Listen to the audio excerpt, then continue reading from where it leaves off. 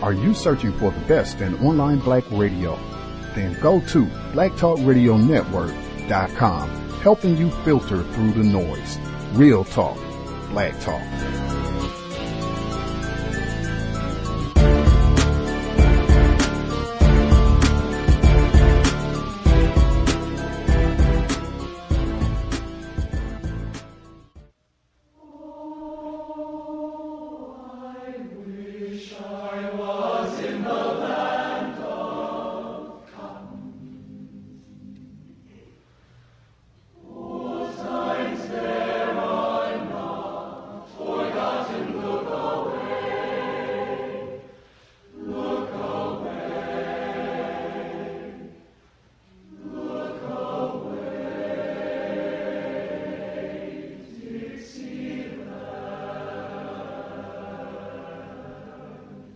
Other news tonight, the family of a man found hanging in a tree in the Mississippi Delta is calling for a federal investigation into his death. Relatives of 26-year-old Frederick Jermaine Carter and their attorney were joined by the Mississippi NAACP this morning in Jackson. Family members dispute claims by authorities that Carter committed suicide. That is, they say they have evidence he was murdered. Carter was found hanging in a tree December 3rd in a field near Greenwood. The FBI assisted the LaFleur County Sheriff's Department with the investigation and found no evidence of murder. Investigation to ensure that there is a legitimate, full investigation that's taking place. At that time, we will provide whatever information that the Carter family and their attorney have gathered up to this point to ensure that individuals who are doing the investigation have all the documentation information needed to come to a clear conclusion. Now, Sheriff Ricky Banks says Carter had attempted suicide before. The family acknowledges he did have a history of mental problems. There has been no official ruling in Carter's death.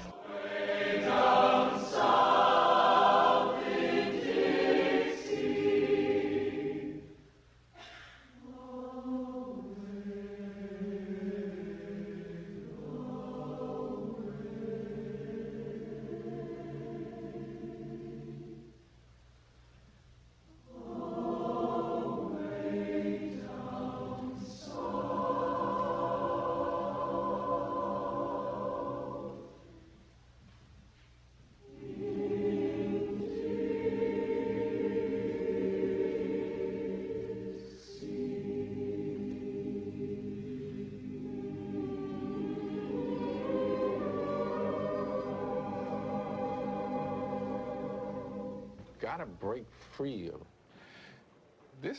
These are shackles. These are still chains we have around our souls. We were sitting at an old store up the highway, and a sheriff pulled up. Two sheriffs pulled up. It was in one cop car. It was two of them, and they said they smelled marijuana on us. I don't know why, but anyway, they made me and him get out of the car. Neither one of the cops searched me at all. Made him drop his pants right beside the highway. Made him drop his pants. And like to right now, the same cops that did it, they'll speak to me and how you doing? And no, don't speak to me. And you just violated me like that in public. You know, like out on the highway, just people riding by. Just because we're black and white friends. Yeah, it's ridiculous. I can't get a job in some places in town because the racism's so bad here. Because I have black friends, and I get judged on it every day. How does that make you feel? It hurts my feelings. It really does. Because you shouldn't judge somebody by their friends.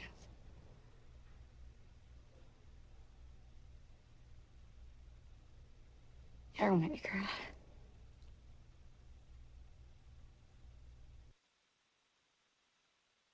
Gus T Renegade, the Cows, in for another program to share constructive information on racism, white supremacy, what it is, and how it works. Thank you, everyone, for tuning into the program. Our broadcast today, we're going to be looking at the documentary film Prom Night in Mississippi.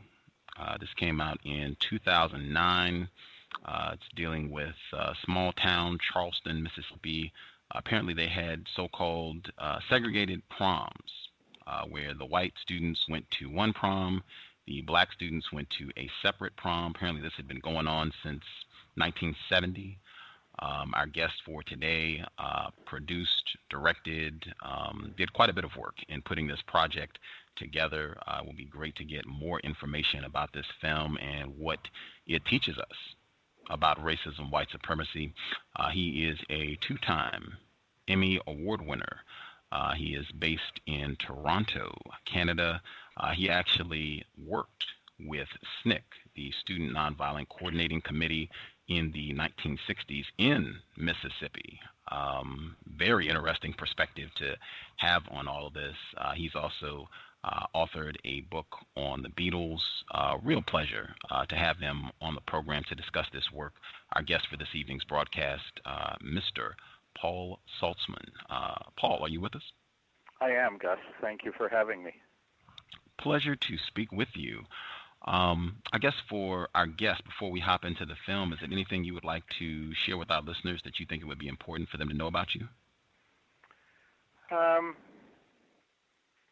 not really in one sense. Yes, I was down in Mississippi. I did voter registration work in the summer of '65, based in Greenwood.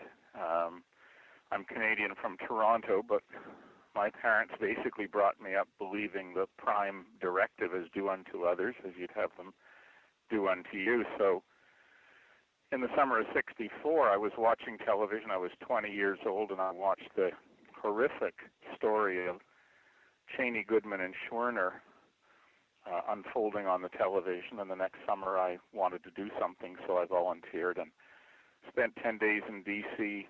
lobbying congressmen and senators on behalf of the Mississippi Freedom Democratic Party, and then went down to Jackson and got arrested along with a lot of other civil rights workers, spent the first 10 days in Mississippi in jail, then was posted to Greenwood and had a number of adventures in the positive and negative sense. I don't mean adventures other than intense experiences. And then went back in '06 just to see how things had changed, met Morgan Freeman really by serendipity, and found out about the separate proms. And there's a little bit of a story there, too, on how it happened that he brought the offer back on the table. He had offered to pay for the whole prom in 1997, and the school board didn't agree. And when I found that out, I asked him if the offer was still good on a phone call, and it was one of those magic moments where he said, "Oh, okay," and he put the offer back on the table. The school board accepted, and my wife and I moved down to Mississippi for 5 months and filmed, and that's sort of the backstory. Wow. We'll try to, I guess, get as much info as possible. You are a white man, is that correct? Yes. Okay. This program, the context of white supremacy, I have unfortunately concluded that we are in a global system of racism, white supremacy. Use those two terms as synonyms. Same definition for both terms. Definition that I use: a global system of people who classify themselves as white and are dedicated to abusing and or subjugating everyone in the known universe whom they classify as not white. Do you believe that such a system exists, and do you think that definition is accurate? Wow, you said a lot there.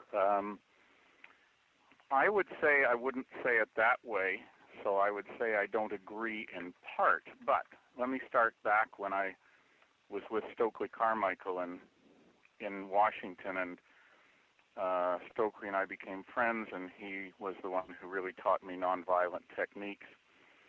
And Stokely said to me one day, "America's racist to the core of its institutions." And, I was a white boy from Toronto, Canada, and a little naive about that. And I said, "Oh, come on, Stokely, you're exaggerating." And he said, "No, I'm not." And I didn't really see that till years later. Now, that's a hard one too, you know, like I'm Jewish, and in the 40s you couldn't get into one of the best medical schools in Canada if you were Jewish. So we have our own history of racism and anti-Semitism and, you know, homophobia and the whole list. I would say that, and this is just my take, and I don't know that anyone's asked me this kind of in that way ever, Gus, I would say most people in the world are good-hearted. Maybe even 80%. I don't know. And I'd say that greed is the number one driving force for the systems of power and money. And that doesn't matter if you're white or black, or, you know, what we see going on with dictatorships in Africa or dictatorships in South America. And, you know, you can add to the list, you know, WikiLeaks and Julian Assange, I personally think has done a good thing by, I hope he hasn't endangered anybody, but done a good thing by saying, no, government's supposed to be transparent.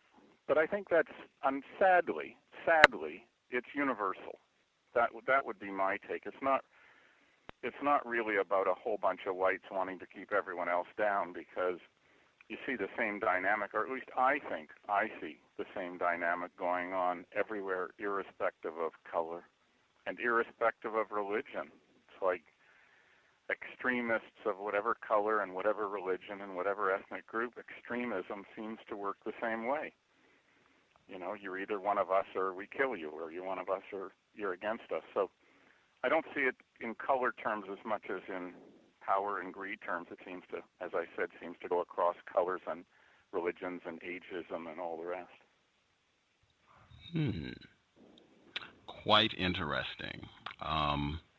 That is a big discrepancy. I have concluded that we're in a global system of white supremacy, that worldwide white people collectively have more power than non-white people, and white people work collectively, globally, really universally, to make sure that that power stays in place, that they are able to dominate everyone whom they say is not white. Now, you saying you don't think that you don't believe that that's true, you don't think that's accurate, no problem. You did say that you're a white person. I will fast forward to what I think is one of the key aspects of your film. Sure. Many people in your film say the problem is that we just have a lot of old people, white and black, who preach hatred. You have several people in your film who say we have white racists, we have black racists, which is pretty close to what you just said. I see this power dynamic work out everywhere. I think that that is not true. I don't think there's any evidence in your film that black people were preaching any sort of hatred.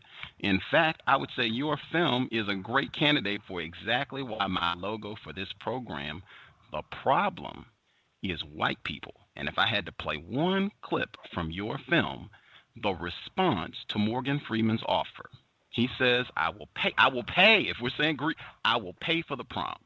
I'll pay for the prom. Just, hey, let's have everybody together, white, black, we all go to the same prom. This is a sound clip from your film, and I think it beautifully illustrates the problem, specifically, exactly, accurately. The problem is white people. After Morgan made the offer to the senior class, we began to hear that there was some white parents that are still planning on having their own separate prom. They did not want their children to go to the prom with blacks. And it's kind of disheartening, because the point is to get the kids together. As far as I know, there's still going to be a white prom, and I don't really know what the date of it is, but it's pretty soon. The students that are attending only the white prom, I think they need some sort of something to slap them in the face, because when there's something out there for you, a chance for you to make a change, why not take it? People doing the white prom, I mean, that's cool. They raise money for it and stuff. They can go to hell for all I care. They stupid. Why would you want to have a prom separate? I'm going to the integrated prom. That's it. Holding the white prom isn't really a good idea because people are going to look at it like you're racist or whatever. But I mean, I'm going just to have a good time and to be with some of my friends who may not be at the other prom. My parents want me to go to both proms because I don't know why, but they do. And for the white folks prom, I'm just going to get like a cheap dress and not do nothing real spectacular. But I'm going to go out all out for the other prom. Everybody I know that's going to the white prom, it's just because their parents won't let them go to the pre-prom. My mom, she wouldn't be able to tell me what to do. I'm 18 now. I know that's right. Some of them still, I mean, they don't do what their mama tell them to do. Some stuff, like some of them get drunk every weekend. Your mama tell you to get drunk?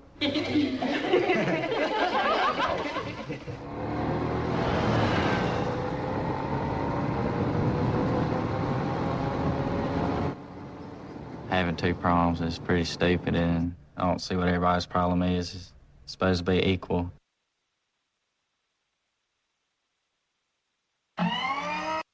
There's a meeting tonight, and it's on the white prom. It's no black people are allowed at this prom.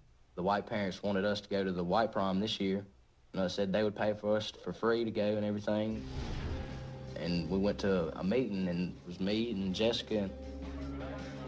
The woman's house that we were at, her daughter was being threatened, so-called being threatened, because she was racist. And she just was talking about end this and end that. And the way the parents used the word nigger and was being mean and just saying that their children couldn't be around them and didn't want them around them. They were talking about how niggers wasn't gonna grind up on my daughter and they wasn't gonna run up to them and dance up on them. And that's just not we're not gonna have mixed babies in my family. We decided to leave. My fiance got up and left first. The way they were just talking, we just walked out. Because, I mean, it was just ridiculous. Why act like that? I mean, they were a prom. Niggers ain't gonna be rubbing up on my daughter at no prom, and it ain't happening in this house. As long as she's living with me, she will not attend a mixed prom. That's not how we raised her. Context of white supremacy. So I want to back up to what I said. The problem is white people. Now, is there any evidence in your film of black people, responding in a similar manner, saying that they have some sort of animosity or hatred towards white people? We don't want white people at the prom. Was there any evidence of that in the film? Leftover footage, did you see any of that? No, I didn't see that, but I think it's real important, Gus, to discern, at least this is how I perceive the world, I think it's real important to discern between the microcosm and the macrocosm, meaning the small picture and the big picture. So the fact of the matter is that the prom in Charleston, the black prom was never segregated since 1970 until the first integrated prom in 2008. The black prom was never segregated. Only 2 or 3 white kids went because, of course, there was that extreme white part of the community in Charleston, and they would be ostracized, or they would be afraid they'd be ostracized. But you know something, in terms of Charleston, for example, which is a town of 2,000 people, the white prom ended up being about 30 kids, 35 kids. The integrated prom was 165 kids, and even a few of the kids who went to the white prom, 2 or 3, Cecily, who you heard on the radio a minute ago, and John Ellis, they absolutely are not prejudiced at all, and yet said, I'm going to both proms, and the only reason I'm going to the white one is there's a couple of my friends who, and they told me they disagree with those friends. They do not agree with their going to the white prom and not the mixed prom, but they didn't judge them in the sense of say, well, I'm not going to go to the white prom because of that. Now, there were only 2 or 3 people like that, but one other thing, when we came in as the film crew, there was a whole contingent of white folks in the town who threw a little reception for us in a building on the main street for the film crew, and they had wine and cheese and fruit and everything like that, and they said, we're glad you're here. We're glad this nonsense is over, meaning that there was actually going to be an integrated prom. And what happens in my take is that in the microcosm, again, I'd like to put it this way. I happen to be Jewish. What that means is I was born Jewish. I don't happen to be in any Jewish synagogue because I'm spiritual but not religious. But I do have my relationship with what I call, divine presence in the universe. And the reason I say that is, there are actually can I hop in really quick because this thank you.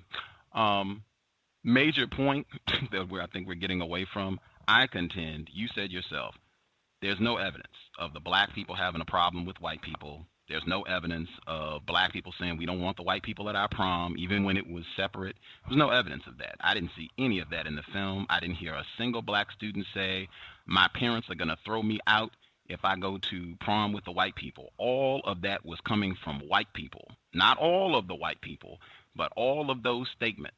My parents are going to do something to me if I go to this so-called integrated prom. I'm going to get kicked out of the family. Parents saying, we're getting the authorities. There's no nigger going to grind up on my daughter. The problem is white people. And I would contend specifically. To be fair to those people, we're talking about a handful, the people who believe that way in the town. Hey, we're talking about a handful of white people, micro and globally. That's the beautiful thing about your film. You say that I think at the time, 30% of Charleston High School was white, 70% of Charleston High School was black, correct? Yeah. So we're talking about white people being the minority. That's globally. White people are the minority, and that same power dynamic works out. I think one of the black female students in your film, Alicia, a white student had a problem with her. I have a sound clip we can hear. I think she says it best. Whenever there's a problem at this school, white is always right. And it's only 30% of the white people at the school. This is the clips you can hear directly. Soon after Morgan Freeman came to make his offer about funding the joint prom, there was an incident that occurred between a female white student and another female black student. The female white student made a statement as to, well, I don't want to attend the joint prom, just voicing her opinions. And so the female black student, of course, wants to defend herself, and they end up in a quarrel. And somehow the female white student says that she's being threatened by the black student. This white girl said unto me that it was not right for us to have a prom together. And so I retaliated and I said so back, because it really doesn't make sense to have two proms. We could just have one prom because they go to school with us. So we just got to argue from there, and words started coming from both of us. And next thing I know, Principal Smith calls the students into their office and is more open to what the white female student has to say. And the female black student was baffled by what was told to her by the administrative staff. Her mama called to the school, and then the school got involved, then the Board of Education got involved, and then the police got involved because she said I brought a gun and I was going to shoot her with it. And so they ran with it, and it just got out of hand. I don't even have a gun. I don't know the names of guns, so no, I did not bring a gun.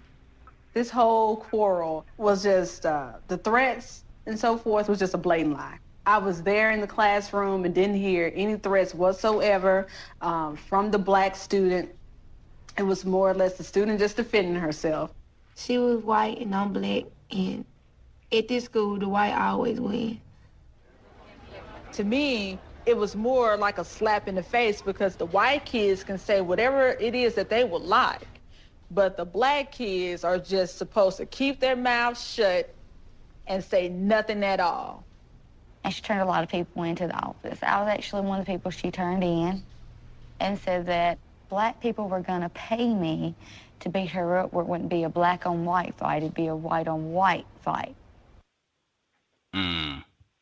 This is all in the film 2009, Prom Night in Mississippi. I again assert everything that I saw in your film. The people who were causing the problem in this film, They were white people. I did not see anything where black people were doing anything to promote racism or any sort of, hey, we don't want to have anything to do with them. All of the problems centered around white people practicing racism, white supremacy. Yeah, I think I'm not taking issue with the specifics about what you're saying about my film. Where I do take issue, the specific, well, because hang on, wait a minute, no, hang on, because the important issue, what I said in your film, you have several people who are saying there are black racists, and you said yourself, all of us, we all have prejudice, we all contribute, we're all greedy, and I'm saying that's not true. And anyone who puts out a film who asserts that you have black racists, it's not true, and I think you are contributing to racism. So that's our disagreement. Are you saying they're black racists? So you're saying, hang on. So you're actually stating that there are no black people who hate white people, none. I am stating, let's use the correct terms, because I haven't said the word hate.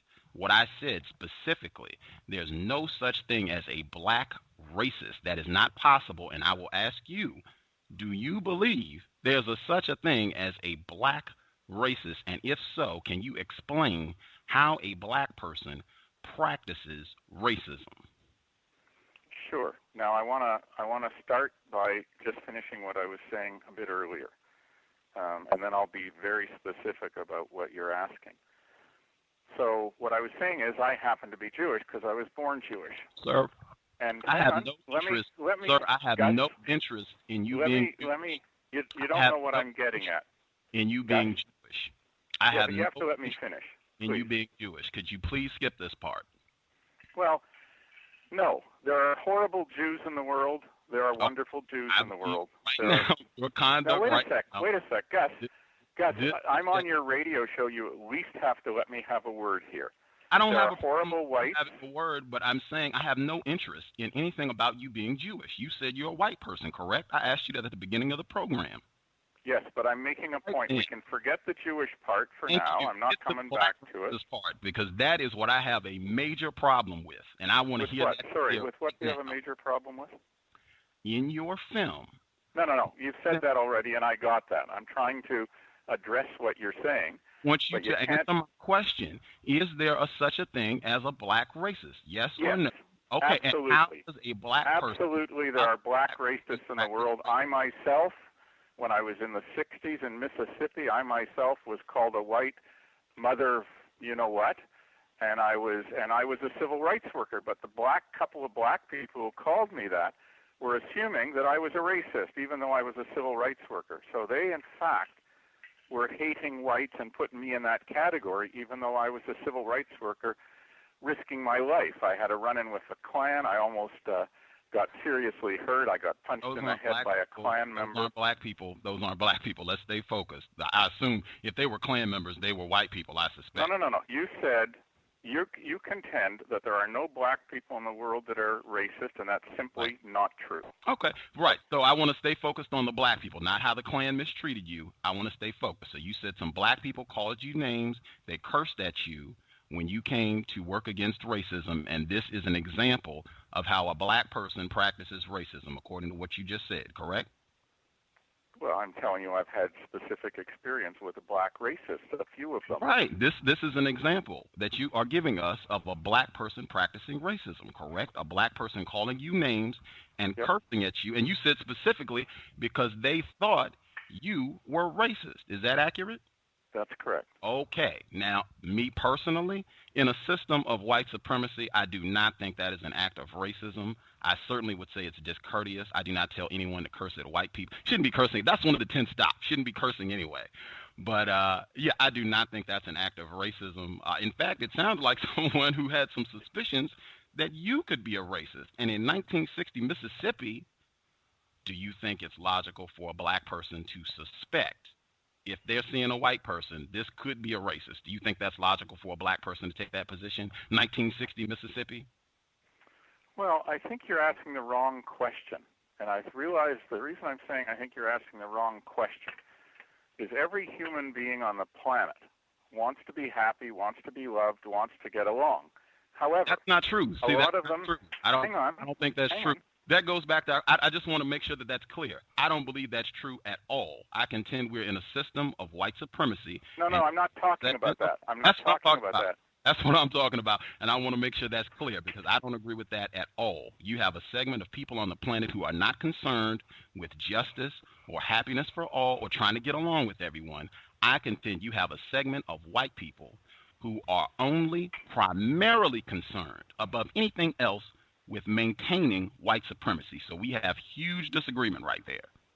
Yeah, but you're also trying to not let me speak my mind. You keep saying let's stay focused, but when you say let's stay focused, what you because really you're not answering my question. Wait. Simple question. Please. You're doing it right now. I just asked you a very simple question. We were going down to black racists. I had to continue to pull back to get an answer to that question. We're deviating to Jewish and divinity. Just answer the question simply, and we don't have to do all that. You said, I asked you.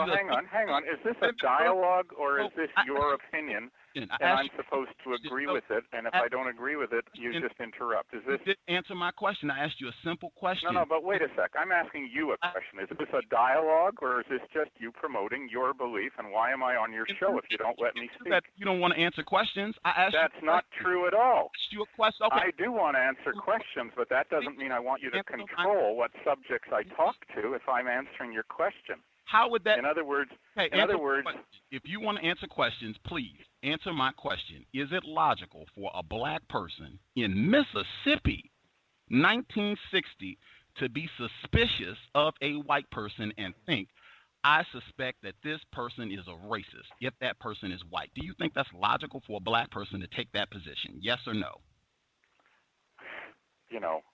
I'm telling you, that's the wrong question. What I mean. For some people, I believe you're practicing racism deliberately right now. No, because you're not answering my questions. Why would I have? Okay, Gus.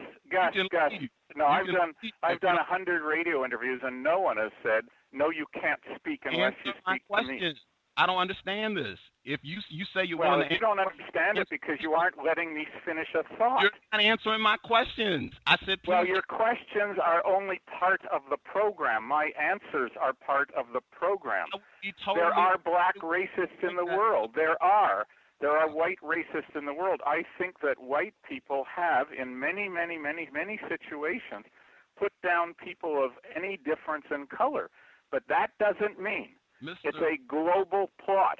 Mr. Saltzman, understood. Do you think it's a global plot, Gus? I've already answered that. Mr. Saltzman, your wife. Do you think it's a global plot? Answer my question. I've already answered that. Your wife, Patricia Aquino, is she a white person or a non-white person? She's white. She's from Latin America. Okay. Tell me, do you think it's a global plot? I've answered that already. I've answered that. Well, just tell me, yes or no. Is it a global plot? Will you answer my question, sir? I asked you my question. This will be the third time that I'm asking you. See? This will be the third time. You realize that you're not answering my question. Do you think a black person in Mississippi, 1960, do you think it's logical for them to... No, you asked that. You haven't answered, so I'm going to just keep asking because you haven't answered. Let's try and make an agreement here. Let's make an agreement that I'll answer, but you won't interrupt until I finish my answer, or else you're getting a quarter of an answer. What you're getting is what you want to hear, and you're not letting me have a chance to speak. Valid and deviating. I believe you're just practicing racism. That's that is so full of shit, Gus. I'm sorry I've been on your program. I'm not a racist. Goodbye. I didn't say you were. Thank you. I do strongly suspect that you're a racist. I'll say that again. I strongly suspect it. And your conduct on the program is absurd. I wished you had left 5 minutes ago. At any rate, I can play the sound clips and we can roll on. Paul Saltzman, suspected white supremacist. Can't answer simple questions. Simple question. You went to Mississippi and were beaten by the Klan, and you're going to tell me it's not logical, it's not valid to ask the question for a black person. Is it logical for them to be suspicious of a white person in Mississippi? And you can't answer that, please. At any rate, I will play the other sound clip I had left from the film, and I'll make sure that I get in. I was rushing more often than not. I think all this was very choreographed. He left at 8:04. I will read you the email that he sent me before the program because I was about to say this. I rushed a bit more than I normally would in a program because he emailed me earlier and said that he could only do 30 minutes. Right now, we had agreed. I told him we were going to do 2 hours, and he said he could only do 30 minutes. Right? No problem. I'm going to try to get in as much as I can. So I was, I'm going to rush. I'm going to just see if I can get in as much as I possibly can in 30 minutes. But his email, he said he would be able to stay until about 8 p.m., maybe a few minutes longer, as I had to schedule a meeting for 8-ish to catch up on some work matters. And he left at about 8:04 p.m. Eastern. So I think that was very choreographed. And again, I totally believe this is someone, I suspect, practicing white supremacy and doing so deliberately. That's one of the main things I learned from this. Do not let that slide. Anyone saying that you have black people, non-white people that are racist, that is a major act of racism, white supremacy. That should be challenged because it puts out confusion. They say that in this film repeatedly. You got white people saying, oh, you got black people preaching to hate white people. And you got another white person who says that, you got old black people that they're racist too, and that is totally not accurate. There's no evidence to support that in the film. He said there's no evidence to support that. It's not true. The only thing he can say is a black person cursing at him in 1960 Mississippi. Please. In Mississippi, Frederick Jermaine Carter found hanging from a tree in 2010 Mississippi. James Craig Anderson run over by a vehicle in 2011 Mississippi. And the article I was going to start with, why I'm furious about this is Mississippi.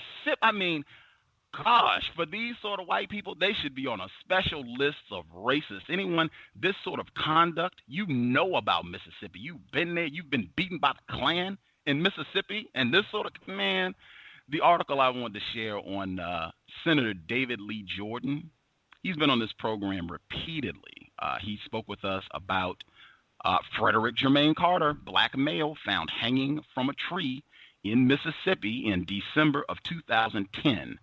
He was on the program twice.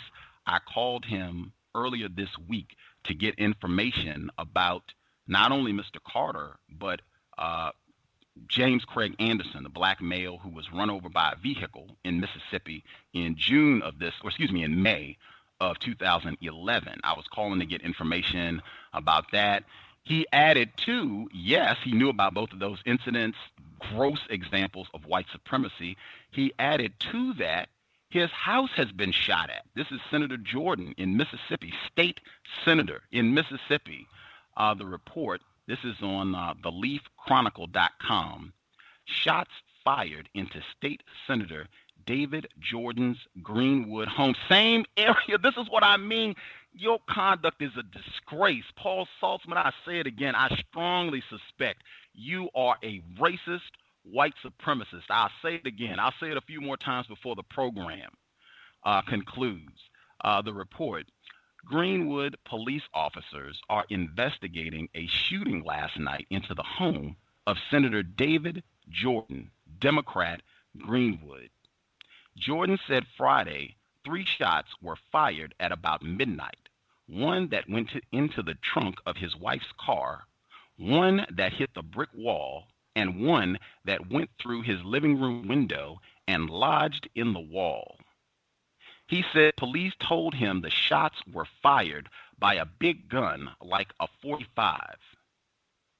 He said he doesn't know what is behind the shootings, but he noted, this is election season. On Thursday, he spent about 4 hours with a film crew working on a documentary on the changes to Greenwood over the past half-century. I don't know if that had anything to do with it, he said. On Thursday night, he joined others at an Episcopal church where they watched a 1966 documentary on Greenwood. He's hoping police can provide answers. Title of this report again, Shots Fired into State Senator David Jordan's Greenwood home.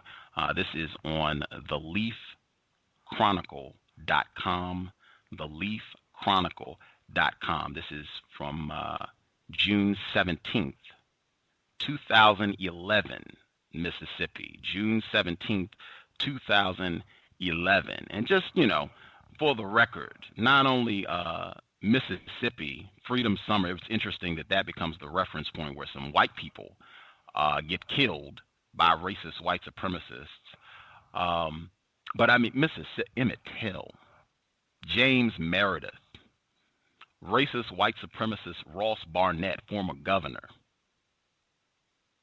In addition to newer victims, Frederick Germain Carter, Senator Jordan, James Craig Anderson. I mean, embarrassing legacy of white supremacy. And that's why, I mean, it's doubly offensive to have this white person come on, to have that be your example of how black people practice racism because a black person in Mississippi in 1960 thought you were a racist and cursed at you. Please, you're a disgrace. I suspect you're a racist, and I would tell anyone, your film and anyone else who suggests, gives any words that could even maybe halfway sound like you're saying black people are racist. That is a major act of white supremacy. It should be challenged. It is incredibly confusing. I remember hearing that as a confused victim, and I was repeating that. I was saying that. You got black racists too. You got some black racists. I was saying that. That is a total disgrace. It should not be allowed. And I wish he had, in fact, I wish I had hung up on him. I was close to letting him go because that is just a disgrace.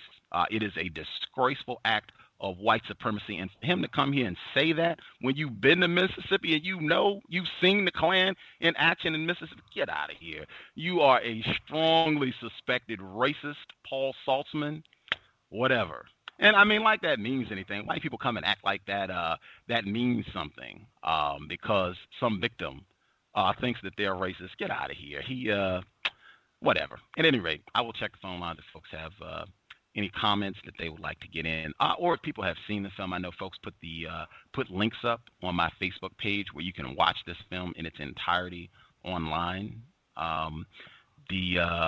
And I have no problem, challenging anyone on that, particularly a white person on this, because people will watch this sort of film and jump up and down. They had Soledad O'Brien. She did a report on this. They had news reports on NPR talking about this film and, oh, what a great thing. And Morgan Freeman, driving Miss Daisy. Morgan Freeman did such a great thing in offering to pay for this and to move us into the 20th. This is Mississippi. You sit here and watch this film. Dixie is flying in the background. They got the state flag up with the Confederate cross, stars and stripes up.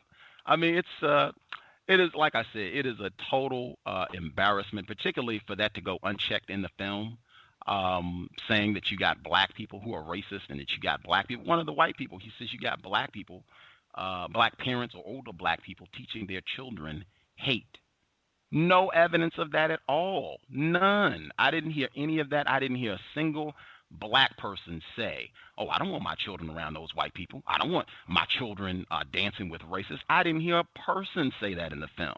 The only thing even remotely close that I heard was some black parents who had a black male child, and he unfortunately was in a tragic arrangement. He was going to be taking a suspected racist to the prom, and he said that his parents said, man, be careful. Be careful. These white people could do something to you. Be careful. Be careful. It wasn't, we're kicking you out of the family. We're going to disown you. It wasn't that at all. It was, man, you could be getting yourself into some trouble. Be careful. Total disgrace. I guess I will check before I hit the phone lines. I did have some other sound clips that I'll play to make sure, just to share, because I know I'm sure there are people who are listening who haven't seen this film, just so you get a clear understanding of some of the things that are said in the film here.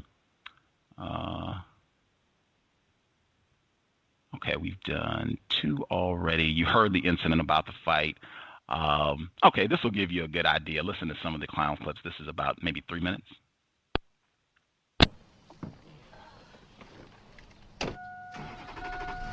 A white boy liked me when I was in 9th grade, and You know, we were into texting and all that. He started texting me, and we were real friendly and stuff, but we never dated. I don't think it would have worked anyway.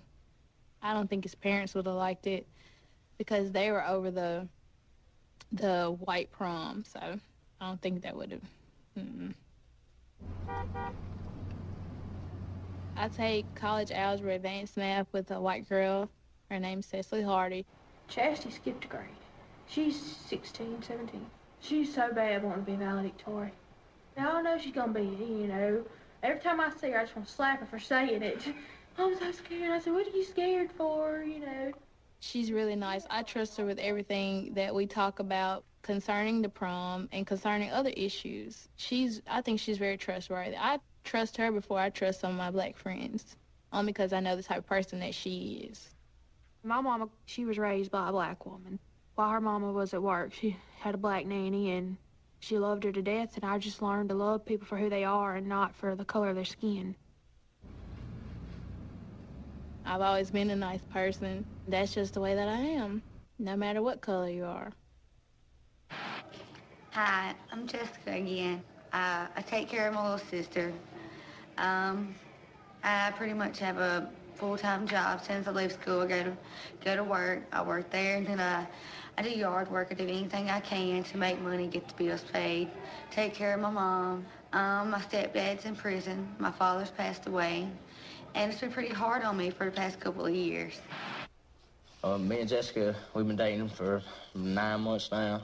You know, I love her to death. That's my sweetheart. And Calvin, I've been knowing him for probably about 2 years now. We've been ever since we first started hanging around with each other. We just clicked, you know. And he's my best friend, one of my best friends, you know. I started hanging out with Calvin, and my parents threatened me and threatened me and threatened me. My stepfather taught me not to be around a nigger, and if he caught me, he would beat me to death. And actually, one day he did. It's after I had moved out. He pulled up in my yard, asked me what in the hell was the black boy doing there. And I was like, that's my friend. He's welcome here. You're not. If you feel that uncomfortable, you can leave. He was like, if that's the last thing I'm going to do, I'm going to kill him. I wasn't scared. It was my house, you know. And Calvin was more than welcome. I mean, when I wasn't hungry, my parents wasn't feeding me. Calvin was. Yeah. I mean, that's my friend. That's a true friend. I don't look at someone because they're white or because they're black. I just look at people because what's inside of them, how they make me feel when I'm around them. But the adults around here, you don't tell them that because they'll get mad at you, real mad. There's people around here that'll disown their kids if they try to mix things up like that. I know a lot of parents, not just one or two. A lot of parents are like that. White people. He's talking about white people. He is talking about white people. They didn't name not nary a black person who said anything about disowning their child if they hooked up with a white person or went to the white prom. White people make it very clear. The problem is white people. Like you, Mr. Paul Saltzman, the problem is white people. And I want to make sure I rewind to the beginning of that clip. This film, man, I would love to catch some of these people like 10 years down the road, because I think you have some white people. You clearly have some white people who are racist in this film, and they did a good job of hiding, like refinement. If you go back and listen to that clip where they're talking about the white prom, these white people got an attorney, and the attorney said point blank, the white parents are concerned about being seen or portrayed as racist or bigot. Like, I was gonna make it a sound clip, but he just said that. It was like one sentence. He just said it very plain. The white parents, they are concerned about being filmed and seen as racists. That was about it. The problem is white people. At the beginning of that clip, you have black female student. She's supposed to be valedictorian. She comes out and says, I face discrimination. I was supposed to be valedictorian. They gave it to a white girl. Like, she is upset about this, rightfully so. She even said that they would not disclose the GPA of the white student who they gave the valedictorian to. I don't know if that is common. That seems suspicious, but they wouldn't disclose the actual GPA to verify that this white female student, had the top GPA. At any rate, This black student, her name is Chastity, she's talking about another white student, white female, and she's saying that she trusts this white girl. They've been classmates. She thinks the world of this white student. And the white student, the first thing she says is, I just want to smack her sometimes because she knows she's going to be valedictorian and she's always worrying about it and stressing about it. And I want to smack her sometimes when she says that. Check. I highlighted that the first time I heard it. A white person saying that in Mississippi, Frederick Germain Carter, Emmett Till, Senator Jordan. I highlight that, not saying that she's a racist or in the Klan or anything. I highlight that. And particularly when she goes on to say, same white person goes on to say that she talks about how her mom had a nanny, a black nanny that took care of her. And that is her connection to black people. She says, because of that relationship, hey, I relate well to black people. I relate well to everyone. That is very interesting. That's the example. That's the metaphor that you use as to how it is you're able to, or why it is that you are able to be friends with this black person. Wow, the example of a black nanny. That's why that definition for white supremacy, abuse, subjugate. If I'm in control, I can be nice. And white people, I see that all the time. White people can be very nice as long as they are in charge. They can be extremely nice. Sometimes it's to their benefit to be nice, to make sure that they remain in charge. Just because, and that's why that was key. He slipped that word hate in. Jewish man. Oh, grimiest stuff. It's not about hate. Not about hate at all. It is about abuse, subjugation, period. But that was real interesting, catching that at the beginning. I didn't see any suspicion. I don't know. It might have been there, but it did not seem like the black students that are depicted in the film, it did not seem like they were suspicious. It didn't seem like they thought these students were racist. I think the only couple times where it seemed like they had some understanding, the black female student, Alicia, where she says, whenever there's a problem, white is always right. Got that. That's a pretty obvious one, but at least she was honest. She had that understanding at a school that's 70% black, 30% white. The other moment where it seemed like the students had at least a couple of the black students had an understanding of racism. The student, you heard it in the clip, Chastity, valedictorian. I thought it was brilliant. It's so funny, but it's true. When the students, because they make excuses for white people in this film. They're making excuses for the white students who are going to the white prom and saying, oh, it's their parents. It's that you heard the clip. Oh, it's their parents. They're just doing it because their parents want them to go. It's their parents. And Chat, beautiful. She's, hey. These, children, quote unquote, they go out drinking every weekend. Are their parents telling them to drink? And all they can do is laugh. And it's nothing you really can do but laugh, because that's so true. We're talking about, this is the quote unquote senior prom. These folks are about to graduate, about to go to college in weeks. A lot of these people, I suspect, were already 18. You can't just put that off on the parents, their conduct at this point. A lot of these folks, they can vote, join the army. No, I think, you getting that diploma, a certain amount of that is the rites of passage. Hey, you can function, you can think, you're responsible. Making excuses for white people practicing racism. And again, they were very skillful. The white people who were explicitly into racism and saying nigger, they were very skillful at avoiding the camera, making sure that they were not on film. Refinement. It's not acceptable to be publicly racist and denigrating black. It's not acceptable to do that publicly now. They were real skillful at making sure they weren't on film, getting a lawyer to make sure that they were not filmed or shown as racist. Real slick. I will check the switchboard here, see if folks have any. If you're on TalkShoe, it's *8. If you are on the free HD line, it's *6.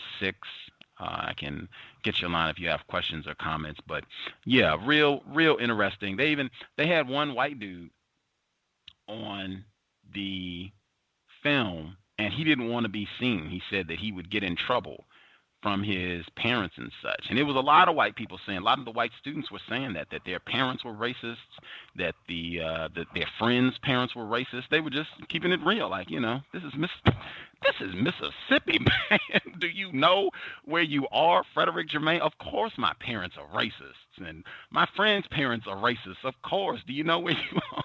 They just kept it real in that manner. And I wish they had been able to get some of the footage of the white people who wanted to do the white prom, I wish they had got more of the explicit footage of the racists. But they did. They got the one white student who he didn't want to be identified, and he was saying, these white people will throw you out of the family. You will get in trouble, man. This is no joke. Like, you heard that a lot. I think it was a white female on as well who said she couldn't get a job. There are consequences. I've said that repeatedly. There are consequences. If you are a white person and you break that racist code, what you're supposed to be doing, practicing racism, white supremacy, there are consequences. It's not like, you can just not do this and it's all good.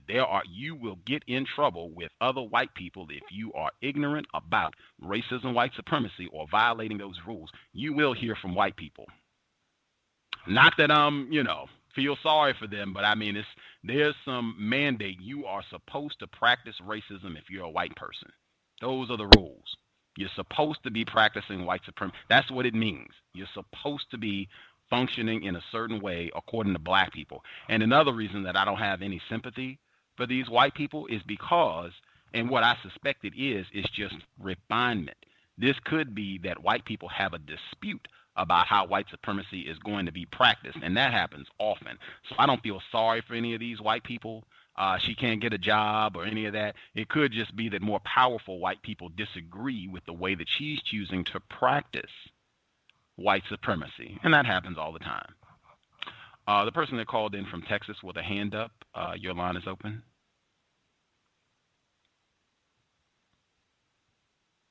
Greetings, Gus, and to the callers and the listeners. Can I be heard? Yes, ma'am. Unfortunately, I just got in from work, but I saw that movie a few years back when it was on HBO, so I will have to go back and review it again in order to pull up a few things that you were mentioning. But I did hear the clip that you played when she mentioned about a part about her nanny and her connection to blackness by way of the nanny. That really struck a bell with me, and you were speaking with the excuses that I keep hearing the non-whites keep making in order for them to remain in this relationship with these white people, all of the excuses that they're making and downplaying themselves, which kind of remind me somewhat of a lot of people where we like to make fun of ourselves when we are around white people. We would make all kinds of say negative things about ourselves in order to make white people feel comfortable to be around us. And that is something we have got to get out of the mood of doing that. It really irritates me when I hear or I see people do it, but it's something that we have been practiced, or we've been made into this mold that we always have to make ourselves a caricature in order for us to fit in around white people. So I'm glad that you played that clip so that you can hear it again, because I remember the same thing struck a chord with me when I remember the young lady that said she was the valedictorian, and all of a sudden she was not given it, but her parents or no one ever protested, took her to the school board to say, well, I demand to see what the GPA is of the other person who is going to be the valedictorian, why my daughter is not going to be it. They just kind of accepted their lot in life and just went along with it, and that is something that I would have protested if my child was denied that right. So, but as you said, it struck a nasty chord to me, because here in Georgia they have the same problem in Georgia here too with these proms. In South Georgia they had the same incident where they tried to integrate a prom and had the same thing as what happened with this prom with Morgan Freeman that he tried to put together. So I don't know why we feel that we always have to combine or associate ourselves with white people in order for us to feel some or the other that we have advanced or we've achieved something. And it's something we have got to get out of our mind, that we do not always have to associate with so-called white people in order to feel that we have made progress. Quickly, is Pam going to be on this month? Is she going to be doing her book, more of her book for review this month? I'm sure we will hear from her at some point. Yeah, I don't have anything scheduled, but I hope we can get her back. Try to have her on pretty regularly. She's has lots of supporters, and I am one. It's always good to hear from her. Because I would really like to hear her take. I wish she was on the call tonight to hear her take on this, when she comes on board. But I did want to make sure I got it. I thought that was really important about one of the comments that you just made about black people, that getting that white validation, that soothing lotion, if you will. It's only this school, Charleston High School. What he said, he verified it, 70% black, 30% white. It's not that many white students there at the school, unless those numbers have drastically changed. What it was, the white people saying, we want to have our own separate prom.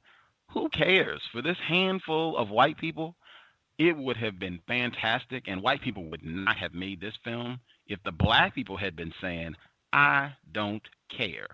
The white people don't want to be with us. I don't care. And frankly, I'm not really that interested in hanging out with white people. I would have danced. I would have been overjoyed if I heard black people saying that. I'm not happy about it. I don't really care. And frankly, I would prefer to not be around the white people, but they would not have made that film. They had to present it as, this is progress, this is great, we're looking forward. They did not show one single black person who was in opposition to this. They didn't show one black person who seemed to think, I think that these white people are racist. Not one. Not a single one. And I think that needs to be a part of that fundamental change where we're not really concerned about, hanging out with white people accepting us, spending time with them. Like that that is really, it's not effective. It's not logical. And I think it promotes confusion, a total misunderstanding of white people as our opposition and enemy. Which is true, because the young man, the black male that was involved with the relationship with a white female, and it just seemed that, he really and truly was not concerned that much about himself. He was more focused on this woman. And it's just amazing. It was just amazing to me that his safety, people have this, I don't know why people have this idea that we have come so far and that we don't have to be worried about our safety around these people, because the first thing they always say, well, Mississippi has the most black elected people in the United States is Mississippi, but look at the position that they're in. As you keep saying, look at all of the killings and all of the mishaps. I didn't know about the senator that you said his house was shot at. That was news to me, because I'll have to go online and pull up the information and see what's going on over there with him. But I heard of the two, Frederick Germain and the other Mr. Anderson, that was ran over a couple of weeks ago. So they're shooting at the senator. That's what I'm going to say. Anytime I dare somebody to bring that up around me, that Mississippi has all these representatives, black representatives, and what have you, they are shooting at them. Yes. Target practice. Ugh. But anyway, I'm going to let you do the other calls. But quick, if you get a chance, Gus, you need to pull up that. It was on today. I was watching a news article online, and it was showing the Rupert Murdoch situation in London, where he was going before the hearing, and his non-white wife, she's of Chinese, she was sitting behind him when this person tried to break into the room and try to throw a pie in his face. And she jumped up and jumped over her husband to slap this man down, and she fell. And her husband, he just sat there. He did not move. His son did not move. And she just fell over on the floor, and she had to pick herself up. Now, look, I'm saying to myself, Here it is that I'm reaching over my husband to protect him from being someone injuring him. And the man just calmly sat back in his chair, and he just even looked back to see what happened to her, just hear that she fell over behind him trying to come to his rescue. There it is, this non-white female. So when you get a chance, just pull up that video and you'll see it. It was just foolishness all around. Wow. To be expected. That's part of the racist code. I think that sounds pretty close to Black Megatroid. I believe he had his code about how white men are supposed to function in relation to black females, non-white females in general. That sounds like a part of it. You're not supposed to, be concerned about them, even if it is your so-called wife. This is, a negress. She's to be, treated as such at all times. Yeah, I'll have to check on that. I hope maybe somebody, if they know about it, they can post it on my Facebook page, facebook.com. The problem is white people, and I will check it out. I'll leave. The person who called in from California, your line is open. I forgot the area code. 404, your line is still open. Person who called from California, your line is open. Greetings. Can I be heard? Yes, sir. Yeah, I just I heard the program, and yeah, it was pretty interesting. I definitely feel like he another Tim Wise.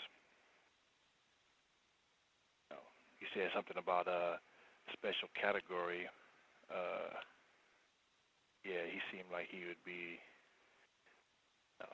put in a special category. I mean, that was that was an amazing performance.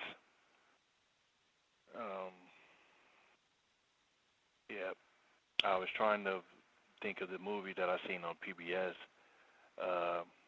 It was similar to this movie, where they had like a separation of in a town, and they had like a ball where they did like a parade, and they anointed, like the king and queen, and it was totally separated, and the black king and queen, they went to the the white ball, and the white people didn't want to go to their ball, and it was totally disgraceful, man.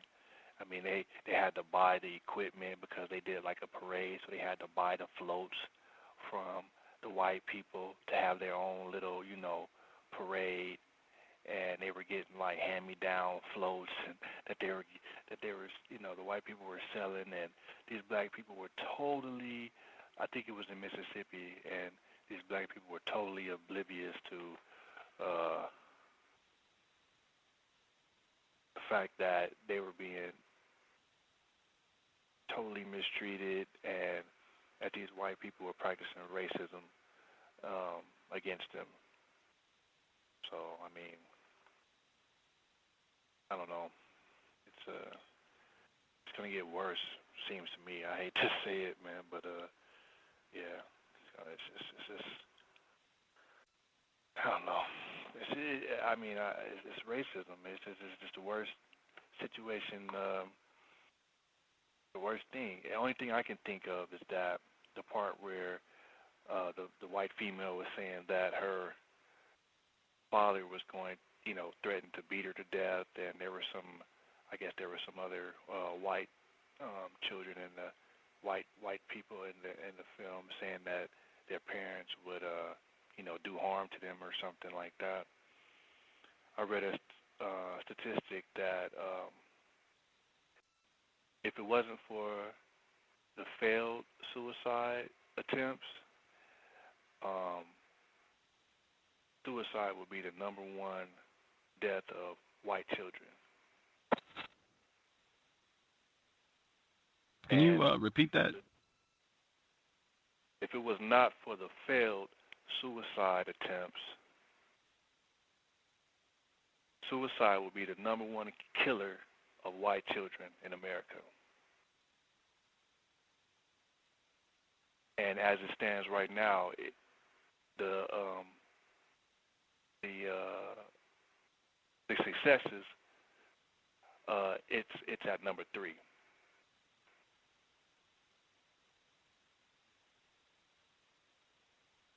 So they're basically, I just took a little. I mean, you know, out of all of the, you know, the trauma and just seeing black people in that situation, that statistic kind of with some soothing lotion, if you will, for me. Wow. You know? Wow. Yeah. I was thinking, what if a quarter of the non-white population worldwide had a thorough understanding of racism, white supremacy as a global system? That number, I think, we could drive that number drastically higher. I was thinking if more non-white people were informed about racism, we could get that number way up. Well, I don't know what you would think. Absolutely. You know, absolutely. I just found that incredibly interesting, and when I heard that, you know, like I said, when I heard the threats being made by the parents and whatnot, that statistic just, and it was recently that I just was found that, so it just kind of connected with me, like, wow, like, you know, they're killing their own, you know, I don't know, I don't want to say anything further because I don't know if I'll say the right thing, but yeah, that's a fact.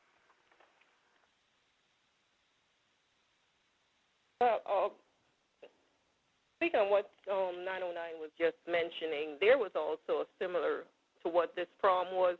I believe it was in Wadawee, Alabama, that had a similar situation like that a few years back, where they tried to integrate the prom, and they came up with resistance. So that might be something that you might want to research and see, because I remember the young lady who was in the prom, who was trying to integrate the prom. She had a one non-white parent. Her mother and her father was a white male, and she was getting resistance to go into the prom, because I remember that was featured very prominently here in Georgia on our news cycle.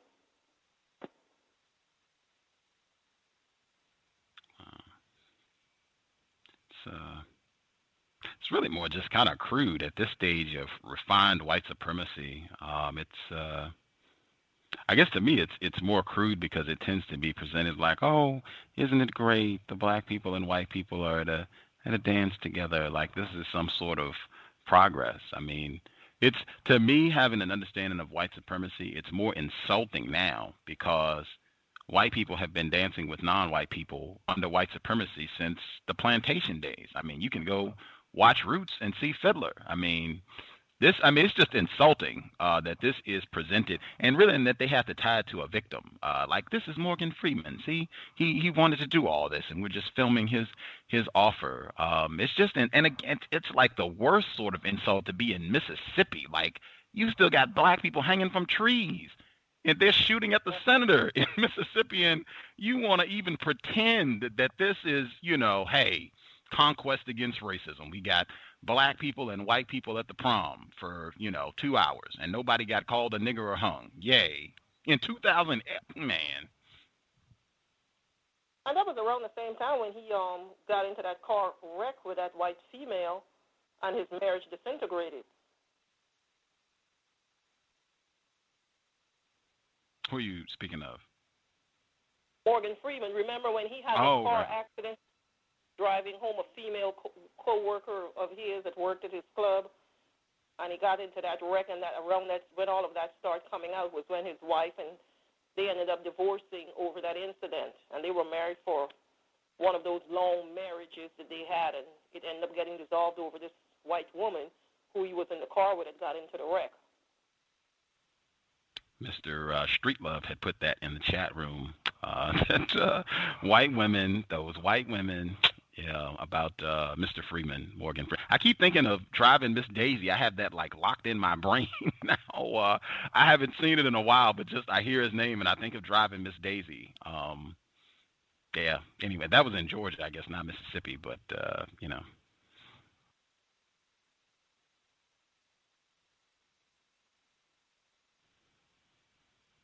Yeah.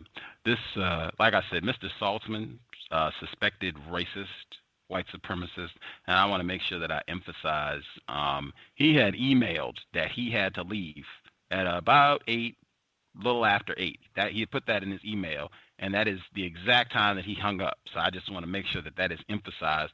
I believe that that is choreographed. I strongly suspect that he is a white supremacist. I'm just saying that so that I'm not name calling.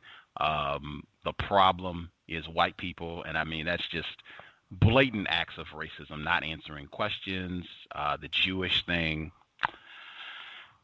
accusing black people of being racist. At any rate, this is one of the other clips that I had. 404 and 909, your lines are still open. I had one other clip from the film where it had this shadowy white person. He didn't want his face shown. He wanted his voice disguised as well because he knows I could get in trouble with these racist white people. And so he made some other comments that I thought were interesting. I wanted to make sure I got those in. This is a quick one, like a minute, 40 seconds. This is from the film Prom Night in Mississippi, 2009. I've seen pictures of a hanging on the square from a long time ago. I don't know what year it was. They had a noose in one of the trees on the square. Somebody I know, his grandparent had like the most slaves in Tallahatchie County or in Mississippi, and he lived here.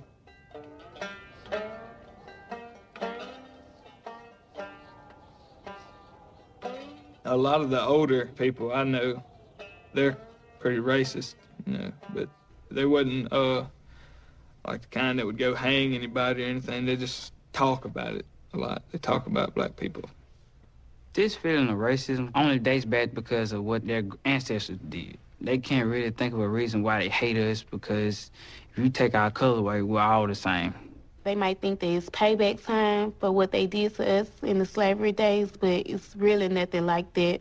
It's 2008. Why are you still going back to this same attitude that you had 50 years ago?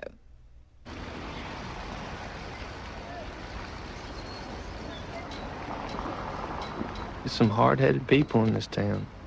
I'm not just saying whites or blacks. I'm saying a little bit of both. This is a place of judgment. You're judged every day by every move you make, by the people you talk to. I mean, it's worse when it comes to skin color, of how bad you're judged. I don't like to be judged. I don't even like to be in the spotlight. And if I was to jump on a camera, showing my face, it wouldn't do any good. Just have some people disliking me, maybe disowning me.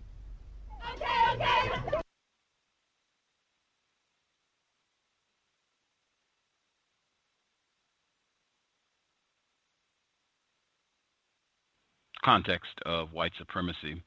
The portion at the end there, that is the person who was saying that there's some hard-headed people in this town, and that guy, he did not want he was the one that wanted a disguise, right? He didn't want his face shown, and he wanted his voice disguised as well, like they have someone else reading what he said.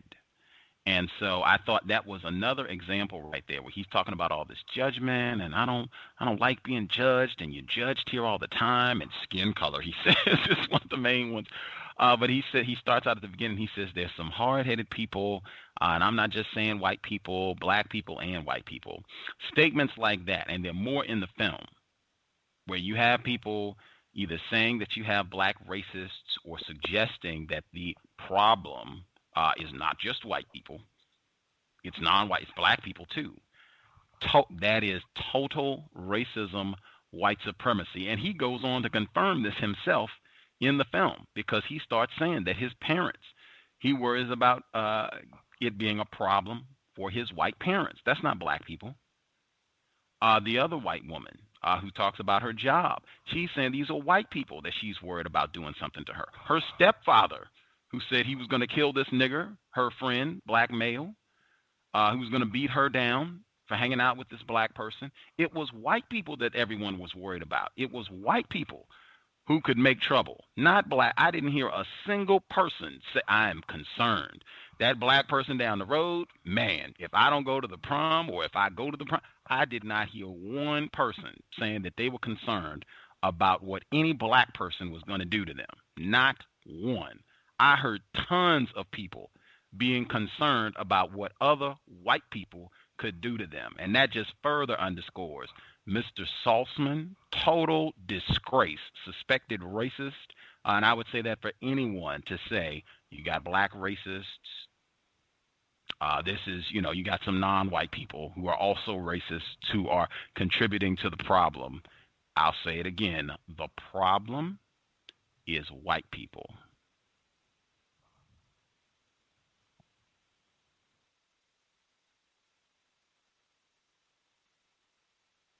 So it's just a play on words, once again, trying to get black people to co-opt and saying that we are also racist when we do something to retaliate against white people.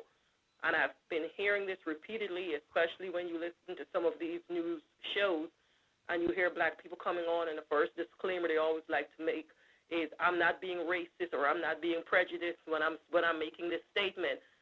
Even on these so-called black progressive radio shows, I keep hearing people make that disclaimer. And it comes from people repeatedly telling them that they are racist when if they knew any better, they would know that they can never be racist. We don't have that kind of a power, that type of authority to oppress anyone or say anything. We can say whatever we want to say, but we can't do anything about it. It's just words that we're just mouthing off. So that is something that I've really and truly tried to, especially with people in my circles, to try and get them out of saying co-opted and saying that they're being racist. I said, no, you cannot be racist. I said, you need to stop saying that or keep referring to yourself or any other non-whites as being a racist, because we are not. This is not something that we created.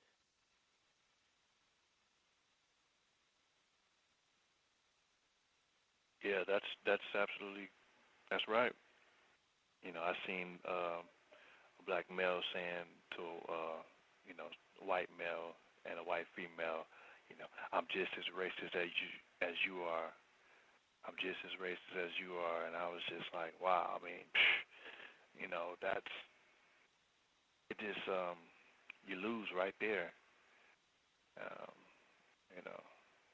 They even like they were having a disagreement, and but to me it just seemed like right there that's where he lost by saying that. It's like they can kick back now and be like, yeah, right, you know what I'm saying? So it just invalidates everything that you say from then on, because you don't understand that you're not a racist, at all.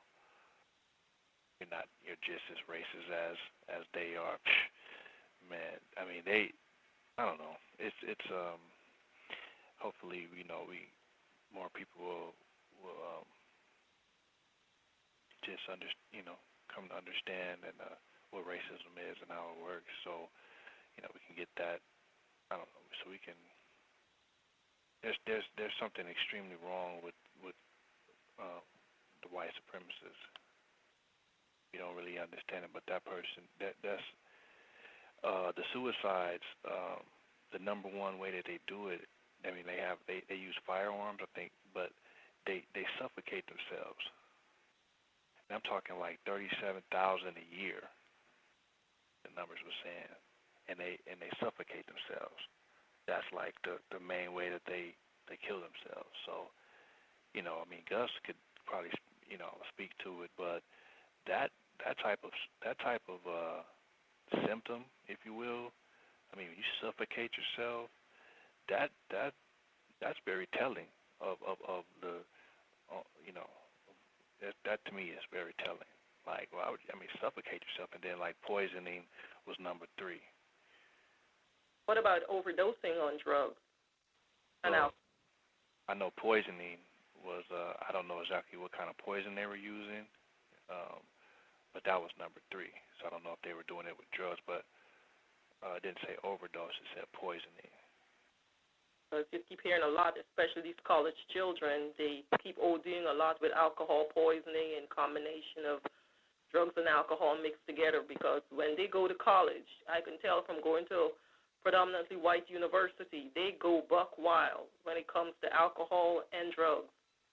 They go to the extreme. Oh, yeah. I mean, you could probably add the deaths of, alcohol poisoning or, falling off the balcony or something, add that to the number. But I don't think that would be like a suicide. I think that would just be, just a just a part of their, their culture or whatever. Some of them is gonna fall off balconies, get drunk, and someone's gonna die from. You know what I mean? Some man. I'm just like Gus said, man. I feel like more people start understanding this. I think that's why these racists, they come and they try to make sure the show doesn't get any high ratings. Because I was wondering, like, why would racists why would racists come on the show and downrate the show when we're saying, like, stay away from white people, blah blah blah. But then I started thinking, yeah, they don't want non-white people to get this information. They don't want it to be popular. Like the first thing that you see when you click on TalkShoe is that this show is very popular and whatnot. And because as soon as you hear it, I said show a couple of times. Forgive me for that. But as soon as you hear the program and you start understanding, one or two programs, then that's just like 5 of them dying, if you will. That's how I look at it. Taking bricks out of the system is basically taking, them being just, them dying, them not living anymore. That's how I see it. They are the system. So. I was wondering about Gus, because I went to your page and I saw all of these negative comments, and I saw a few of them that you collapsed a few.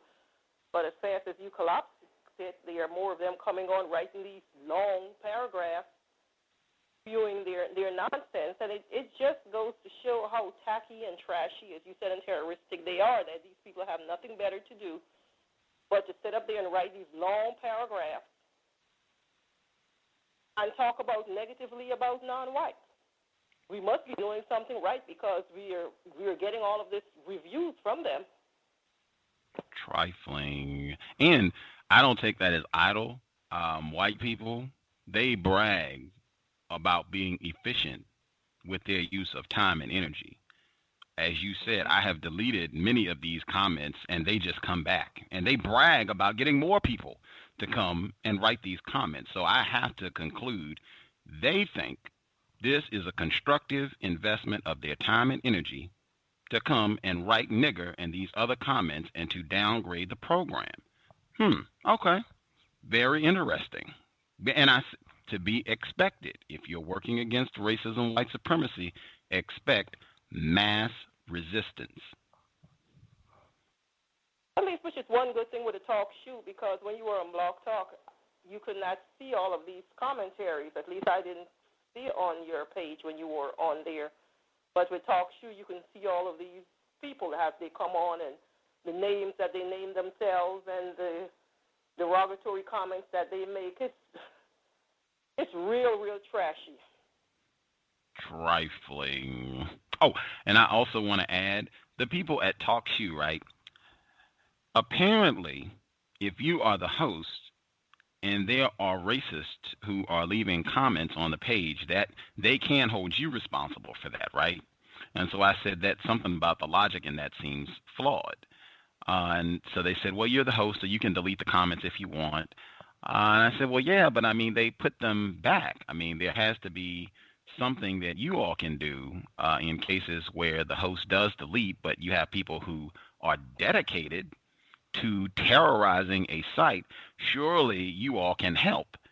And I asked that question, and they did a Mr. Saltzman, no answer. I just thought, wow, no, you can't help at all. So these white people can do this, and there's nothing you can do to stop this. Crickets. Crickets. But I'm sure if you busted a white supremacist site and you start writing those things on it, they would find a way to block you from making comments, because I know that if you could be blocked from making comments on certain pages and certain websites because to go by your email as well as your IP address, that they can use that to block you from entering. They can do the same thing to these people as they're coming on, because they know what sites, where they're coming from by their IP address, and they can block it. I mean, the comments are, whatever. I haven't really read any of them. I don't really think people are reading them, but it's just the one rating that they do. So they come on and they'll get, it's probably, the way I see it, man, it's like a lot of things. It's a few people, they have different addresses, and they come and they'll put one rating, sign on it with their other name and put one rating, like 5 times. That is what I feel like that's spam, you know what I'm saying? Why can't that be dealt with, And I was listening to, for just a minute, actually, I just clicked on Blog Talk, and someone was saying in the chat room, writing in the chat room, that, because the topic came up that Blog Talk was, basically garbage now, all the shows are gone, and someone wrote in the chat room that, the cows got kicked off of Blog Talk, and he's on TalkShoe now, and that they don't come over to TalkShoe to hear it. So I was like, that's you're gonna stay on a site where you're disappointed. There's no content that's worth anything because you're too lazy to come over to TalkShoe and support. A couple of people on the chat room are saying that they missed the show, but they missed the program, but they don't they don't come over and listen anymore. That's what they wrote there. All the while complaining about that Blog Talk was garbage now. So they're stopping new people from listening to the program because it's not coming up. Maybe I don't know how TalkShoe works. I guess when you come to the the home page and the first thing you see, I guess those. I'm just assuming here, but the most high-rated shows will be the first thing that you see. That just makes sense to me. So if they put the low rating, so you have to turn the page, and people they're so lazy they're not gonna turn a couple of pages to see what's on. They gotta click on first thing that they see. It's just so that's the part. Too bad that they can't spam or whatever. They can't track the spam through the IP numbers because I think it's probably just the same couple of people. Mhm. That's true. Or the people at TalkShoe themselves. I wouldn't doubt it. It might be them. It might be them. One of their workers. They about that, Gus. I was on your site, pulled it up one day last week. I left my page up by mistake, so I came on and I did a reload to refresh it, and they had 3 people were on your site, and I'm saying I didn't know Gus was doing a show because it showed that there were 3 people were on your page, and you said anytime that you see episodes listed where like they're with numbers or whatever on there that it's not you, that someone else is loading those, but there were 3 people on your page, and I know you didn't have any shows all of 1 week when you were out for the complete whole week. And I happened to just pull it up to see what you had coming on next, and there were 3 people. It was showing that there were 3 people on your site. I've seen that happen as well. I'm not sure. I haven't got any assistance on this. The same thing, like I said, with TalkShoe, which is why I said I didn't want to be on another network. I just wanted to get the webpage up, and not that this is all white supremacy, so you never get off the plantation, but as few restraints as possible. That's it. But Yeah, I've been on and I've seen that. I'm not sure how these episodes get generated. I know sometimes people have seen them, right, who listen to the program here. They've seen them and they have attempted to call in or to log in just to see if the program is on. So I know if that happens, it'll register them. But I mean, to be expected. To be expected. I would say again, counter effort. Rate the program. I think that there can be a counter effort. You don't have to leave comments. I really would prefer no comments. If I could, I would turn the comments off. I've been saying that repeatedly. I would just turn them off. That way I wouldn't even have to deal with it.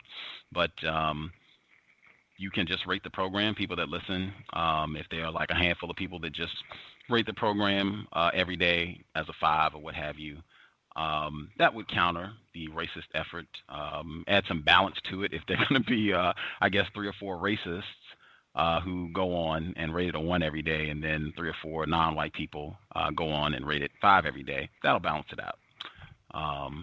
I think that's kind of, I mean, personally, I think we have so many problems that really should be on the low end of, how we invest our time and energy.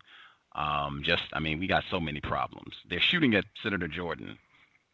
I mean, but just throwing that out. But I will say again, it seems white people have concluded it is a constructive investment of their time and energy to terrorize the page with their comments and low ratings. So, at any rate.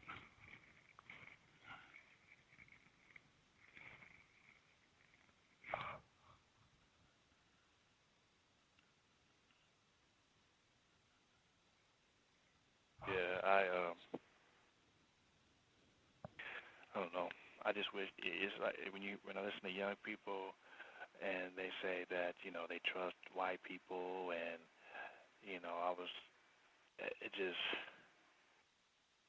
I'm like, and one of my little cousins, he was trying to show me this white rapper, and he was like, I know that white people are our enemy, but this but this rapper here, you just gotta listen to him. And I'm like, you already, I'm just like, you already know.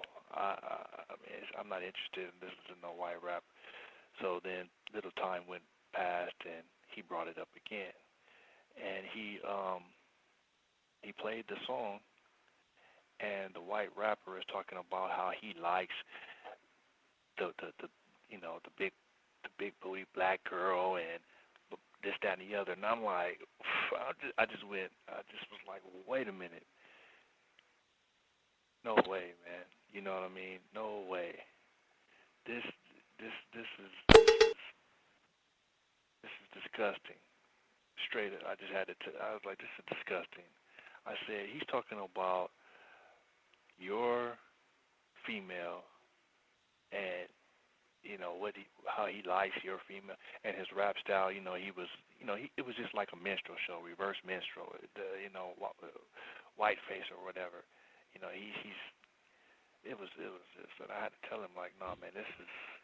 Then I showed him what minstrel shows were, and explained to him what it is, Eminem and all of that, what they are doing, Elvis Presley.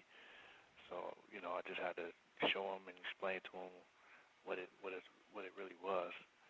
And I don't think the parents are doing that at all.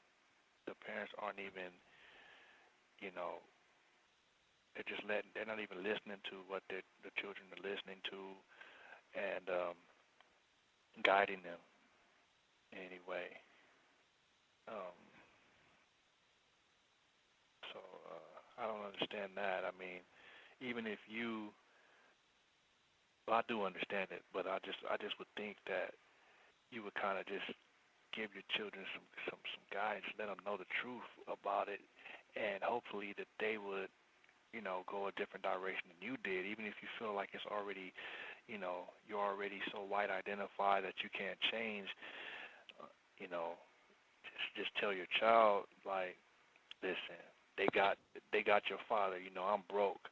They got your mother. Look at my head. They sell me hair, so I'm broke. but you don't have to be broken. You know, you can be the field, just like Nellie Fuller said. You know, like us, or we were talking, and my little cousin, I was like, you know, spirit, you know, the spirited horse or the field person. The spirited horse don't want to be ridden by nobody, and the field, you know, slave, he was always looking for opportunity to either escape, kill the master, you know, kill some overseer. That's what he was doing. He was working, but he was looking for opportunity to get away or, you know, kill the master. That's it. Same thing like a spirited horse. The horse is not letting nobody ride him. He's looking for opportunity to kick somebody. You know, as soon as he get a chance, and they ain't looking. So I see a lot of broken,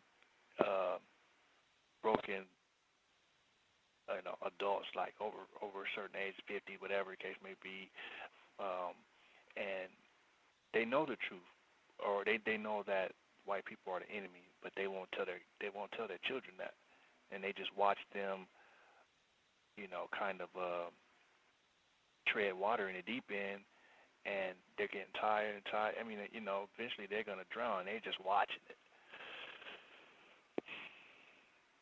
So when I hear those people in Mississippi, one thing I know, just going through there one time, those are some strong people, and I know that a lot of those NFL players and whatnot, they come out of Mississippi.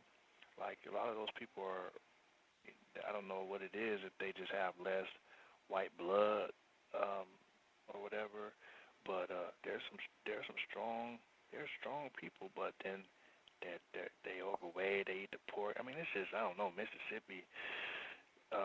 They really got that place under, but they have the whole world under lockdown. But I don't know. I think Mississippi is kind of like a special laboratory or something, where they be running.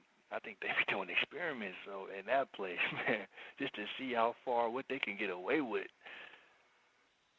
I agree. That's yeah, I agree. Mississippi is a really special spot on the plantation world system, but yeah, that is a special spot under white domination. I wanted to make sure I got in just so I don't forget, and I'll see if other folks. And for the people listening, it's *8. That is why the comment that was made earlier about people not switching over to listen at Talk Shoe. That is why the Neely Fuller, the 7th visit that he made to the program, that's why I did not put it up, because, as I said repeatedly, that great spectator syndrome Mr. Fuller talks about, non-white people, black people, not doing things, waiting for someone else to do things, looking for someone else to solve this problem. That's another one of the fundamental things that's going to have to be corrected. Mr. Edwin Williams, he was on the program earlier this year. He said that victims of racism, one of the major things, we are going to have to make changes. And non-white people, we, don't often want to hear that, but we are going to have to make a lot of changes. I mean, hey, white people are going to do this forever. If this problem is going to be solved, the changes are going to have to be made on the non-white side of the chessboard. White people have no reason to change. Their system has been working very well. They can do this, forever. And that's their intention, to do this better and to do this forever and to get better at doing this. And doing this is stomping on black people. I don't know if folks heard from Kindred, but that broadcast, not only in Kindred by Octavia Butler, is there a reference to a white man almost killing himself by drowning in his own vomit. They're also in Kindred, the sex thing all over the place, but black people not understanding white people. That fundamental error, the same thing 909 was talking about, how painful it is to hear young, or really any, I think he was saying young victims, but any non-white person who doesn't understand, is confused about racism, white supremacy, and is talking about trusting white people, I think you had a victim in the film who said she trusted this white girl more than some of her black friends. And this white girl's mom had a nanny. That was her reference for black people, a nanny.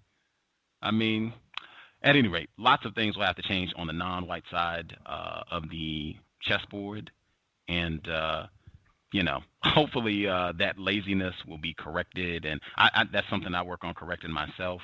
We're gonna have to do a lot. As I say consistently, Timothy Wise remains on his grind. If you look at his webpage, he remains very active, writing, doing what he has to do to make sure that this system remains in place. And I think non-white people, we're gonna have to have that same sort of dedication. And my final point from Kindred, I don't know if people heard, but there's a short story that I read from Kindred. Ray Bradbury, short story. The conclusion of the short story, the whole gist of it is basically black people. It's similar to Space Traders. Came out in 1950, but the conclusion, the black people are leaving. They're going to Mars voluntarily. They've decided to do this, and the conclusion. A black person asks rhetorically as he's leaving, he asks one of the white people, "What are you going to do at night now?"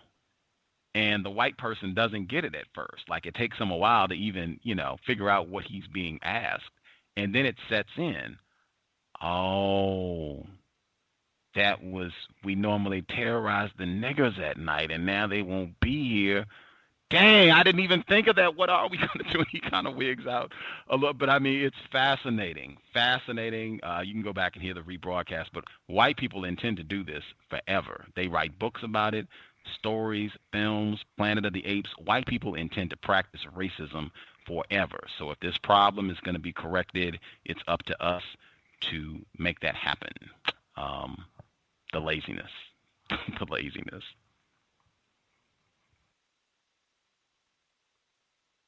909, you were saying that you had a cousin or a nephew who was into the white rapper. Yes, ma'am. We spend so much time. That's what I was telling a friend of mine last week. I said we spend so much of our time and energy always looking for the one good white person that we can trust. I said that is that Jesus syndrome that black people have in us.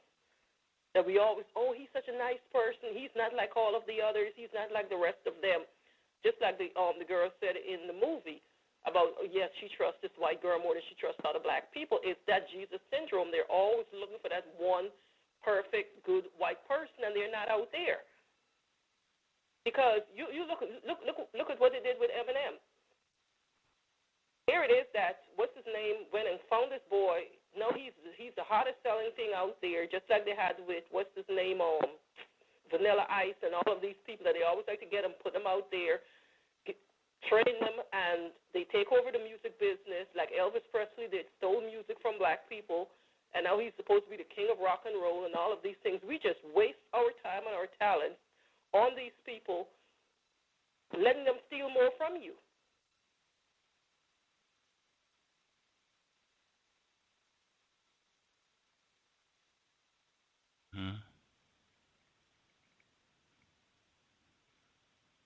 Yeah, I agree. That Jesus thing. I mean, your God is basically a white person. I watch videos where,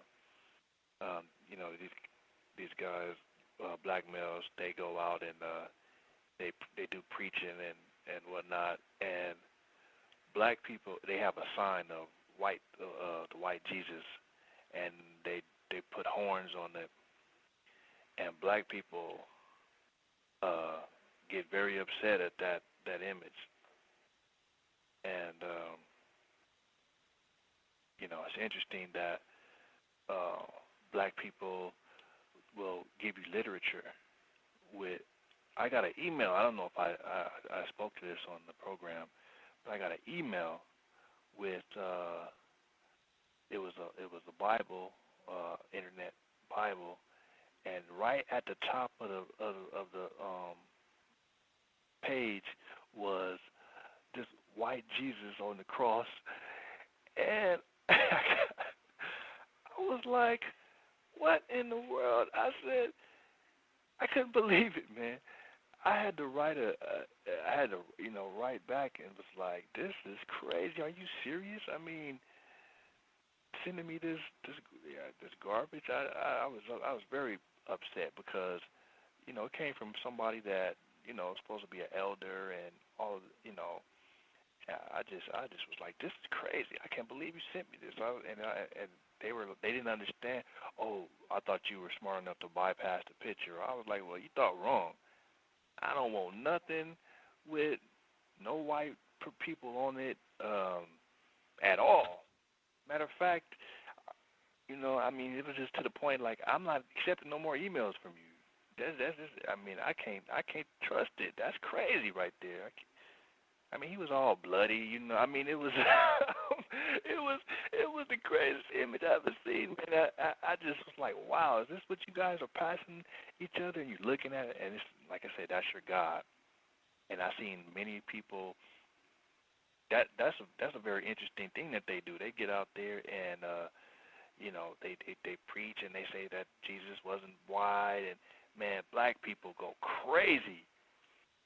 You wouldn't expect it, but it's a spectacle, man. I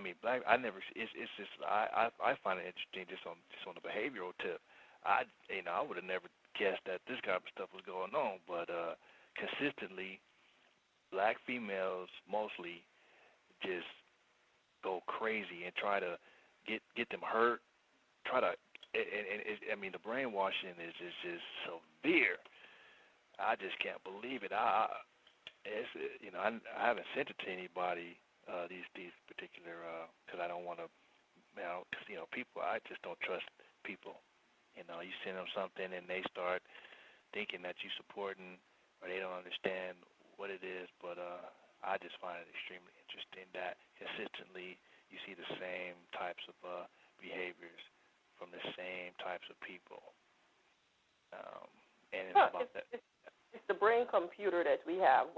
You were first introduced to Jesus and this God concept as a white person, as a child. So it doesn't matter how many black images of Jesus you have in your home.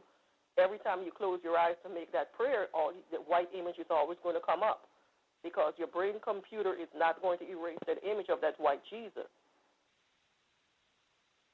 And that's what's so good with branding. That's why white people, they like to brand everything so much, because they know once they brand it and they put it out there, you're going to always have that concept or that image is going to burn into your brain that this person is white. I was, with my little nephews and my cousins and whatnot, and some, they watch. Oh, I meant to tell you too, you guys. They were watching a cartoon, and it was a black cartoon, and the enemy of the children that was trying to, kill them and take over the world or whatever. His name was a combination of Marcus Garvey and Carver. His name was like Marcus Carver, and he was the enemy. They had him crazy hair. They had him bug eyes, and he was attacking them with peanuts. And the black child was saying, "Peanuts, that's the ape again, Planet of the Apes."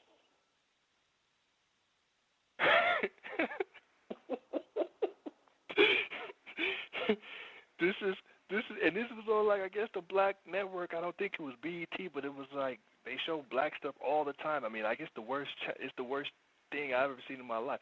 But yeah, he was attacking them with peanuts, and the girl was saying, "Get out of here with them stinking peanuts." Little girl child, little girl cartoon, She was like, "Get out of here with them peanuts. Nobody wants them stinking peanuts." And Marcus Carver or Marcus or Garvey Carver or some name. It was a combination, but Marcus Garvey and I was like, wow, like this is what. No, I'm not talking about Boondocks. This is with the a black female that had a show with that guy Flex. I guess, yeah, that was a show that they did for a while. Is that on TV One? Yeah, TV One, possibly. I'm not sure. That's the only other black network they have besides BET. The person who called, Nat Turner, I'm going to open your line up, 909, if you want to go ahead and finish your statement. I'm sorry for interrupting, but Nat Turner, your line is open too. I was done.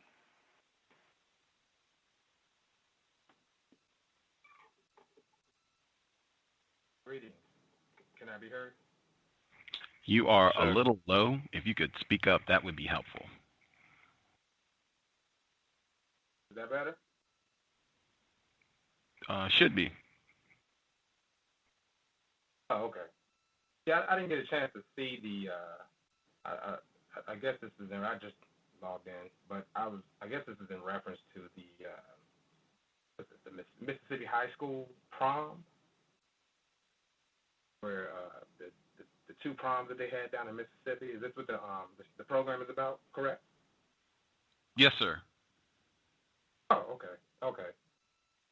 Yeah, I really didn't get a chance to see it, but I'm pretty sure and assuming that it's the same old song that we deal with black people being the sympathetic ones, the loving ones out of between us and whites, and searching for this acceptance and kumbaya, we're all getting along, and yeah, I mean it's very sad. I mean, I can't really speak on that because I didn't see it yet, but in reference to what we're talking about on the subject matter, I was on Facebook earlier, and a young lady had put a post out there. She was discussing I'll tell you exactly what she said. She said she was thinking about the intersection of oppression involved in gay white men adopting little black boys out of foster care who've been given up or taken away by their poor black mothers. And I just found it interesting as we were, commenting along that subject matter that she at one point responded saying, "I'm thinking less about whether or not it's okay for gay and or white people to adopt little black boys, because personally I think it's just fine." But she was just more critical about the system, and I just find it just mind-boggling how we tolerate, or we just let our guards down and say, oh well, hey, even though they're white or even though they may be homosexual, they're still trying to provide a home for these children. And don't get me wrong, I don't think it's right that these children should be in the foster system. But when we have attitudes like that, it's like we have this, we gave up. Like we can't say that it's wrong for whites to adopt blacks just because they'll provide them with a home. And then when I provided her some context, some historical context of the child welfare system, and just at least trying to give black folks some credit and say that I believe the Creator just gave us something that we can only give our own children. And she felt like that certain things can be supplemented by culturally sensitive adoptive parents and transracial adoptions. And then again, this is just a prime example in how we believe, how some black people just, or most black people just collectively believe that these people can be saved somehow, or that they can help us, or they want to help us. They don't see the bigger picture that black children being adopted by white people just is incorrect. And I just find that just very disturbing, personally, very disturbing. Oh, that's what they're working on. That's the whole main focus, because out there in California, I was reading on the news a couple of days ago that they have agreed to integrate into their social studies program about the homosexual, gay, bisexual lifestyle. It's going to be part of their school curriculum. They have forced themselves and pushed it, starting off with the television shows and gradually worked its way up. Don't forget that in living colors, which is what I always try to remind people with the Wayans brothers, they were the ones to first integrate the flaming black gay man, openly gay, which was Damon Wayans and David Alan Grier, on television. And that was, approximately 20 years ago. And everyone thought it was so funny and hilarious. But look at the reality now. The person who called in from East Maryland, your line is open. If you had a question or comment, person who called in from East Maryland. Hey, Gus, this is Dean from Reckless, not the racist shit out. My finger was on the trigger because. Yeah, I'm just listening in right now. I just kind of tuned in, so I'll be quiet for right now. Good to hear from you, sir. Reckless 2.0, the tacky and trifling folks at Blog Talk Radio. Reckless 2.0. Good to hear from you, sir. For the folks, if you're interested in following more the incorrectness of the anti-sexual white people adopting non-white children, or really any white people adopting non-white children, the admitted racist Terry Kelleher, he was on the program January 2010. He adopted a black child from the womb. Very interesting program. Also, Lisa Marie Rollins, she was adopted by white people. She's a black female adopted by suspected racist here in Seattle, no less. And, yeah, she was on the program in February of 2010. Very interesting as well. A couple programs on that topic. And Dorothy Roberts. She did a whole book on child welfare, and she was very explicit in talking about the white supremacy that dominates child welfare, and she was very critical of white people adopting non-white children. And she talked about how that's like the in vogue thing right now, to push white people snatching up black children from fall under the guise that, isn't this great? You've got all these worthless black children. Isn't it great that white people want to provide them a home? She's been on twice, but we talked about child welfare specifically when she was on the program in July 2010. And she has a white parent. She talked about that too, July 2010. But yeah, we've talked about that a lot. It's terrible. The worst. And just, Mr. Fuller, if you do not understand racism, white supremacy, everything else will confuse you. I think you will not see what's incorrect about that unless you understand racism, white supremacy. And the Kindred thing, they also have the experimentation on black people. Or rather, I read Octavia Butler, the black female who wrote Kindred. She said that she knew she was not going to be able to be truthful about white supremacy and slavery because she did her research and she started seeing where white people were experimenting on black people. Now, I was saying that they experiment on black people in Mississippi. She was acknowledging the same. So, yeah, just wanted to make sure I had that in. And we need to make sure we're informed about that and about white people. Negrito's Way, your line is open. Did you have a question or comment, sir? Oh, good evening, Gus, and everyone out there. I have a question too concerning the adoption. Like, whatever happened to the Haitian children that were here, or because of the earthquake in Haiti? I mean, I never heard anything further about it. Or, I mean, does anybody know? Or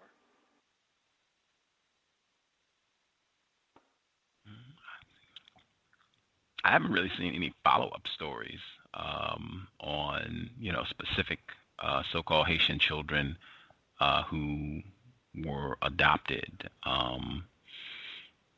Yeah, I think I'm not really. I haven't really seen any follow-ups on that. Has anyone seen anything on that? Read anything? No. Speaking about a potential guest, Gus, you have a young lady that lives out there in Seattle with you, and she has a non-white parent. Her father, I believe he's African, and the last name sounds African, and her mother is white. And she was the female that was accosted at the airport by the TSA, and they had to go through her hair because they said her hair was poofy. And she was complaining about this. She's potentially going to sue them for racial discrimination. And she lives out your way. I don't know if you might want to be interested in looking her up and getting her to come on the show to speak about racism, white supremacy. I will investigate. I will investigate. I saw that someone put it on my Facebook page. I didn't think about having her as a guest on the program, but I did. Someone put it on my Facebook page. Doesn't TSA fall under Homeland Security? Yes. I believe so. Mm-hmm. I don't see that case being one. I don't see that case being one. It's going to be a toughie. H. Roy Kaplan, we had a white person, just to follow up on your comment about the adopted Haitian children. There was a white person, white professor, H. Roy Kaplan. He was supposed to be on the program last month. He actually has a family member. I think it's either his daughter or someone else in his immediate family who adopted a black child from Haiti. And I was really looking forward to asking him about that on the program, but he stood us up. Yeah, that's the only thing I can think of even remotely close to any sort of follow-up on how this has gone, yay or nay. I haven't heard anyone, we adopted a child and he's been here or she's been here. What is that, a year and change at this point, year and a half? Nothing.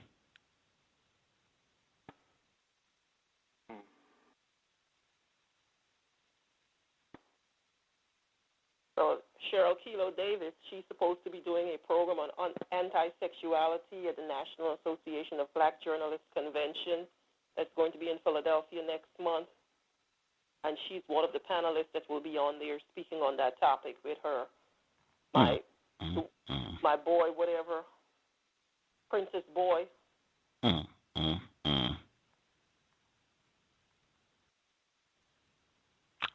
That's another one. If you do not understand racism, white supremacy, what it is and how it works, that's another one. You will totally miss that, and you will think that is incredible. Why is that at this?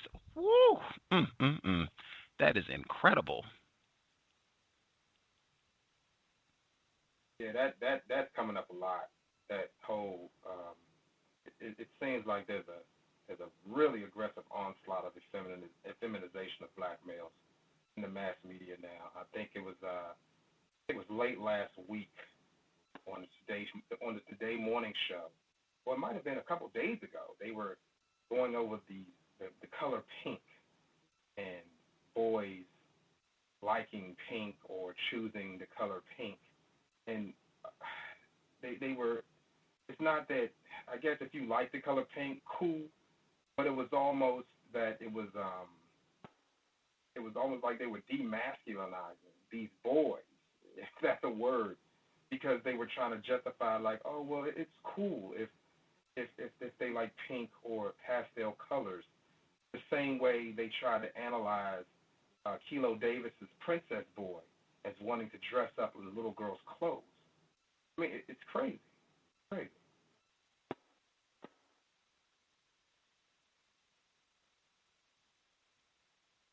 Oh, it's been that push started back in the 90s when they started making the work shirts for men in the very pale pink, peaches, and these different colors. It went from the standard white dress shirt to all of these soft pastel colors, and now to start making polo shirts and everything else in these brighter pinks now for men.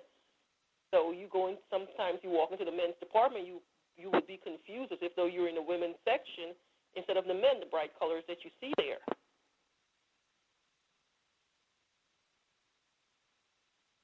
I mean, it's the designers. A lot of the rappers, they follow these designers, and they don't realize that, these are racist white supremacists, and they don't realize how deadly these people are. So they say, okay, you want to follow me? You want to wear my clothes? All right, I'm gonna start making everything, all the trousers tight, and all the shirts pink, and light peach, and light, all these different light colors, and go ahead, pick it up. You're gonna buy it. Tight pants and all of that. See, this generation coming up, I guess, like I guess 25 and under, they're totally infeminized. I mean, it's you know, some people are like, man, it's a wrap. Even the so-called gangsters, you know, the so-called, you know, super masculine, which you would think, you know, the gangster macho, they're you know, effeminized. But they always kind of been effeminized. I mean, you know, we came up, we wore our hair long and this, that, and the other. But I don't know. It's just more now than ever. It's really bad. And you know, I'm reading. Finally, I found a good resource to read me some, you know, some literature on the Nazis and how they came into power. And man, you talking about some super cruel, sadistic people, man, and how they came into power by demonizing the so-called Jews. And it's like it's like a playbook that is exactly what's happening to us. How we're being basically, our role, you know, if this is the movie, our role is the worthless trash that, you know, non-human experiment. Like, you can do anything with it. You know, you need a kidney here. You need an arm. You need you need to stick some bovine poison into a body and see what it does. Oh, we got the we got the perfect thing for that. The black people over there that never wanted to do anything, or that's what, you know, whatever.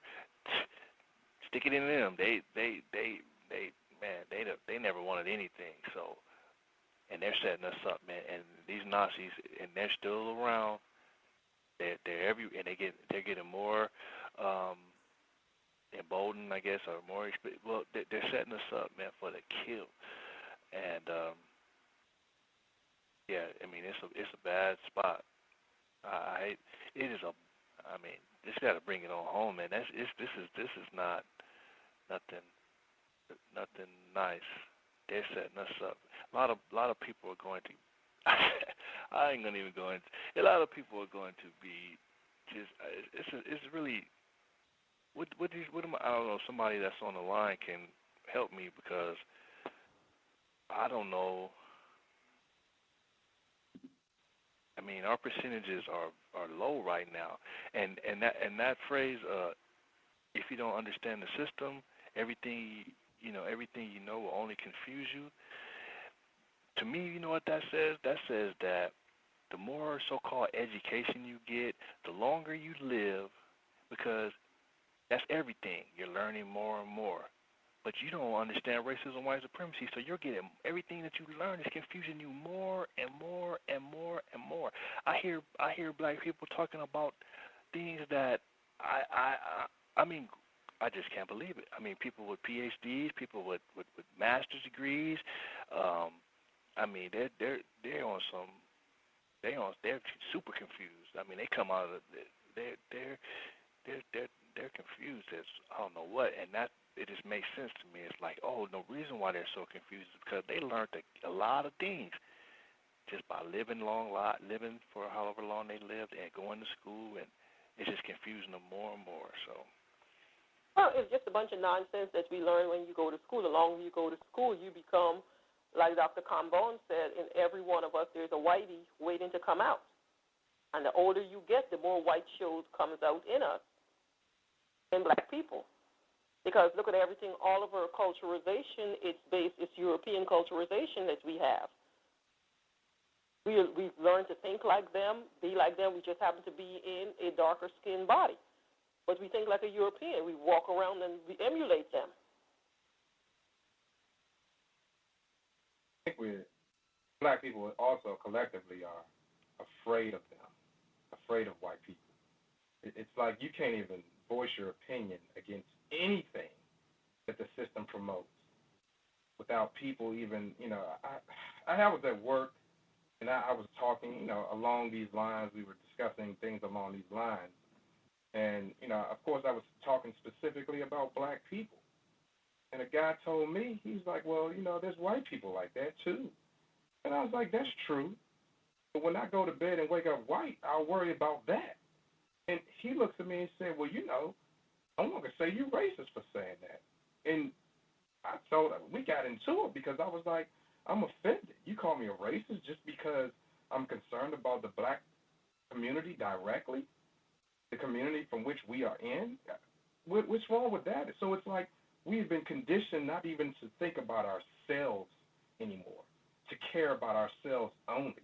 No one questions any other community and how they address their community and the concerns within their community.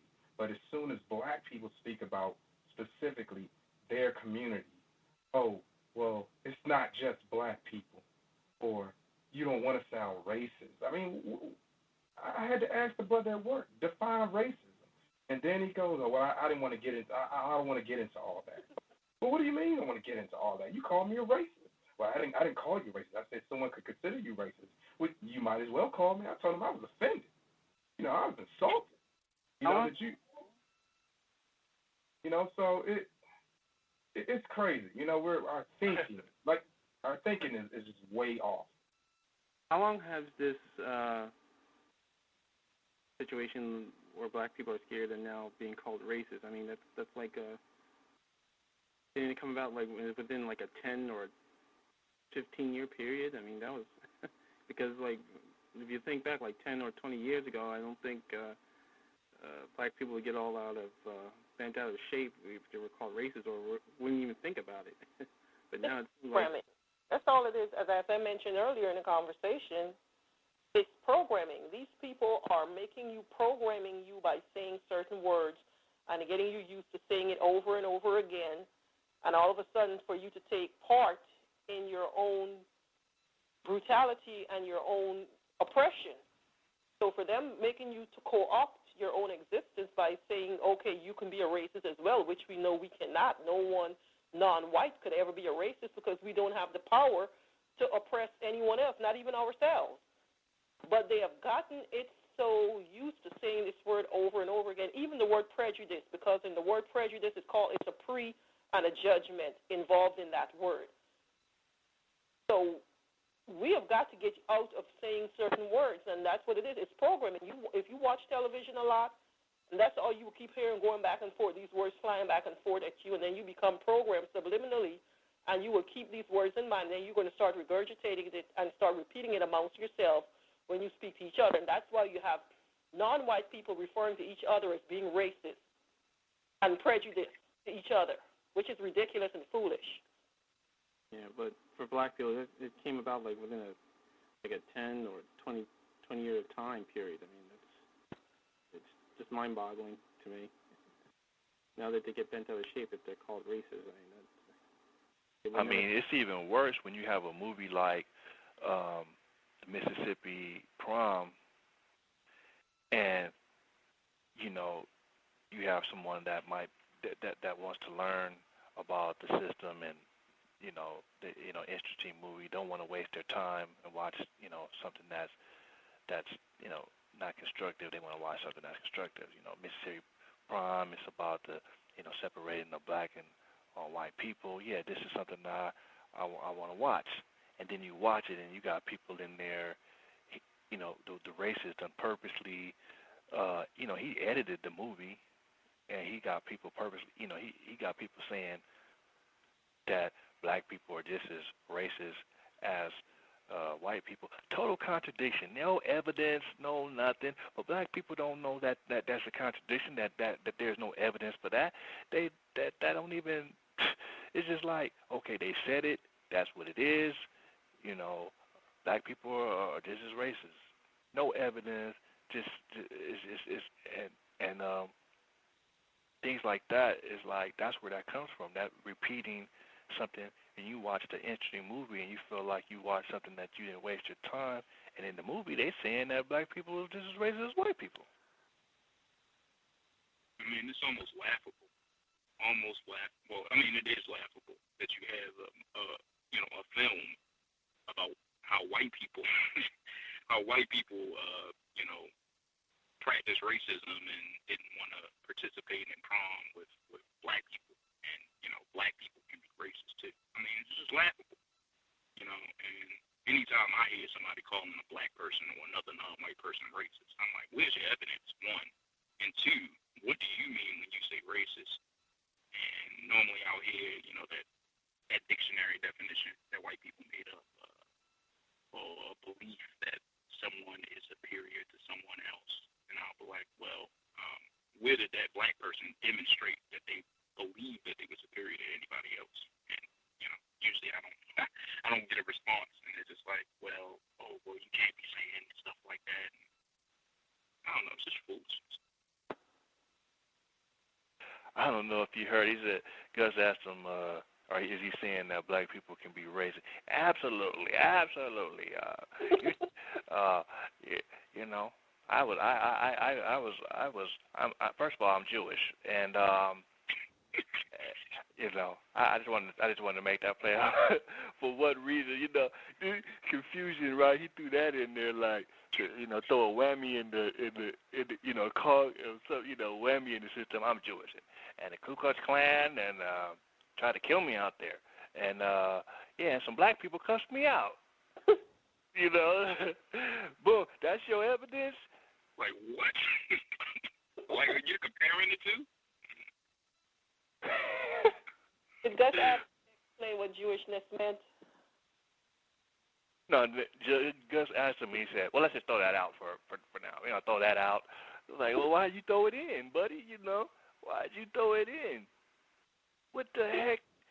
I mean, the question was, can black people be? Are you saying yes or no that black people can be racist? And then he said, "I'm Jewish." That's always a cover. Every time I keep telling you, white people have three things that they always like to throw out to confuse an argument. It's either they bring in the anti-Semite mess in there, they call you a homophobic, or they call you a racist. Those are always the three lines that they always come out to confuse you and to change the tone of the discussion. And it never fails whenever you put them on a hot seat. Hey, Gus, I guess you were supposed to say when he said, "I'm Jewish," you're supposed to say, "Oh, okay." I think it's just confusion. Okay. It's nothing you can do. I have concluded there's no way you can pick that up and then go anywhere constructive, particularly in the context of that discussion. He's already said, "I am white."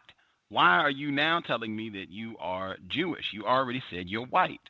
Let's just, you know, stick with that. And particularly to bring that up, when I asked him, he said, yes, black people can be racist. And I said, okay, can you explain how a black person practices racism?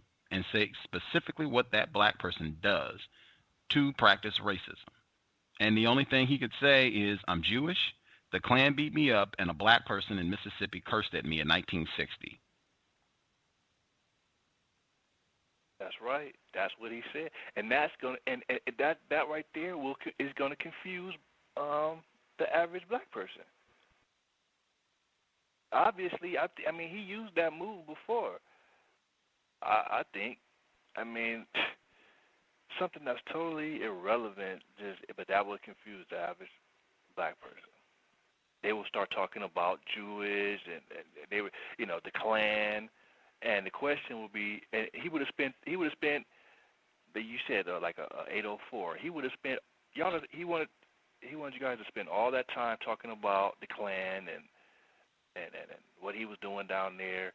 That's what it was total confusion, total just, man, blatant just racism right there. Like, man, you doing this on purpose, man. Like, I already know he was doing it on purpose. In my mind, he's doing it on purpose because when he said, "You're not asking the right question," like, wait a minute, who are you? What do you mean I ain't asking the right question?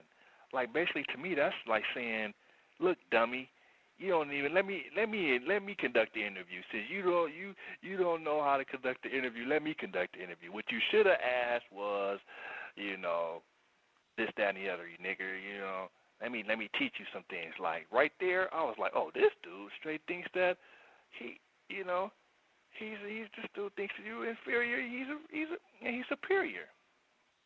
He's playing that John Brown role again. I'm surprised that he didn't bring in Shorner and Goodman that got killed trying to give black people their rights in Mississippi. He did. He said that in the first 5 minutes. They always bring those two little Jewish boys in to say, oh, yeah, we kind of help you all out. Just like with John Brown. They always bring up that one white man. Yeah, but don't they discriminate against the Ethiopian Jews in Israel? So, I mean... They're white people. Whatever they want to call themselves, they're white people. And they practice racism in Israel and South Africa just like regular white people. Just look at their history. Just go and research the history in South Africa, and you will see that the most vicious racists in South Africa were the so-called Jews. I just dropped that Jew thing altogether. I don't care. Are you a white person or are you not? Because, like the previous caller said, they practice racism towards so-called Semites and towards Ethiopians in the country called Israel. So, I really don't care whether you're Jew, they're black Jews, they're white Jews, they're non-white Jews. Please tell me what you are. Well, he said first off he was white. He identified as white first, and he brought in the Jewish part later on, I guess maybe to get some sympathy. Well, I'm not like the other whites. I'm a Jewish white, so I'm not as bad as those other whites. Well, I tell you, black people, but I mean, that dude, I mean, that's some confusing stuff right there. And the children that were in the film, they watched the film. So just think about how confused they are. And what about that the black teacher that was saying that she was that a black teacher that was saying that she witnessed the the argument between the black female and the white female? Was she black? There was a black teacher. Her name is Miss McNair. She, I guess, was sharing her. I played the clip where she was sharing her view on what happened between the dispute with the one student. She was saying nigger, I guess, later on, that the white female and the black female. It was a black teacher who was, giving her side of what happened. Am I referencing correctly what you're talking about, 909? Yes, sir. Okay. Yeah, she was a black female, and black. Yes, and I thought, number one, I thought it was revealing that in that clip, she said that when this quarrel went to the principal, who is a white man, the principal, she said, seemed to be more receptive to what the white female student had to say. Her, I guess, ultimately alleging that this black student had a gun and was threatening her and all this other foolishness. I mean, to me, that's even interesting right there, that you have a teacher who is saying this did not happen, there was no gun. You got a teacher witnessing all this, and it still gets to the superintendent and the police and all this other stuff when the teacher is saying, no, this white student is lying, this didn't happen, and her word didn't seem to have much sway. Yeah, that's what I was curious about. Like, just the fact that, yeah, the principal didn't hear her at all.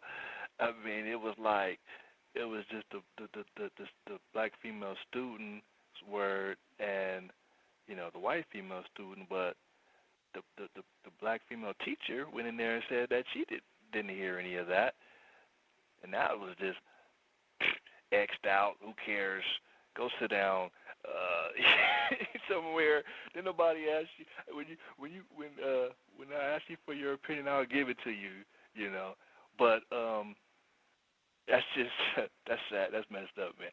I mean, the students that are watching this film, I'm sure that because I know when I was in school, man, teachers that didn't have no power.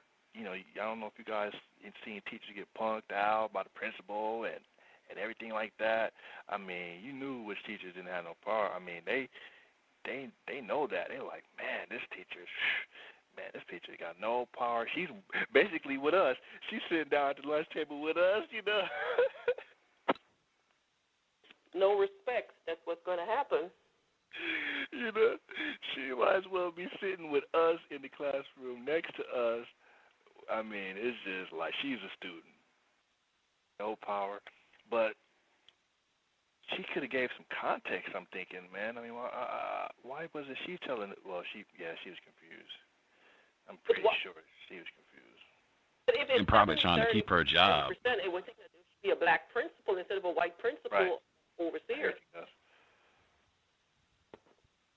You said she was trying to feed her child. I said I suspect she might have been trying to keep her job, the black female. I suspect she knows white people are in charge. I'm at the kiddie table, and I'm trying to pay my mortgage and my phone bill. I suspect that could have been a motivator. And that it did seem at least one of the black females, I said there were two moments it seemed like the black female who was in the dispute with this racist white student, she was the one that said in all this, she understood, hey, anytime there's a problem at this school, it might be 70% black, 30% white. If there is a problem, white is going to be right. Like, she was crystal clear on that. Yep. Yeah, that was some understanding right there. She knew what time. And the valedictorian and that's that kind of thing, man. Psychologically, I mean, this is what. I mean, it might seem small, but what you're really talking about is a destruction of a young person's mind. All the while, she's thinking she's going to be valedictorian. She's working hard. I mean, really, to be valedictorian in a school is already wrong. Like, she shouldn't even have been striving for that. I mean, that's terrible in itself. But I mean, she's working for this, so she's thinking that she did enough work and she's gonna get it.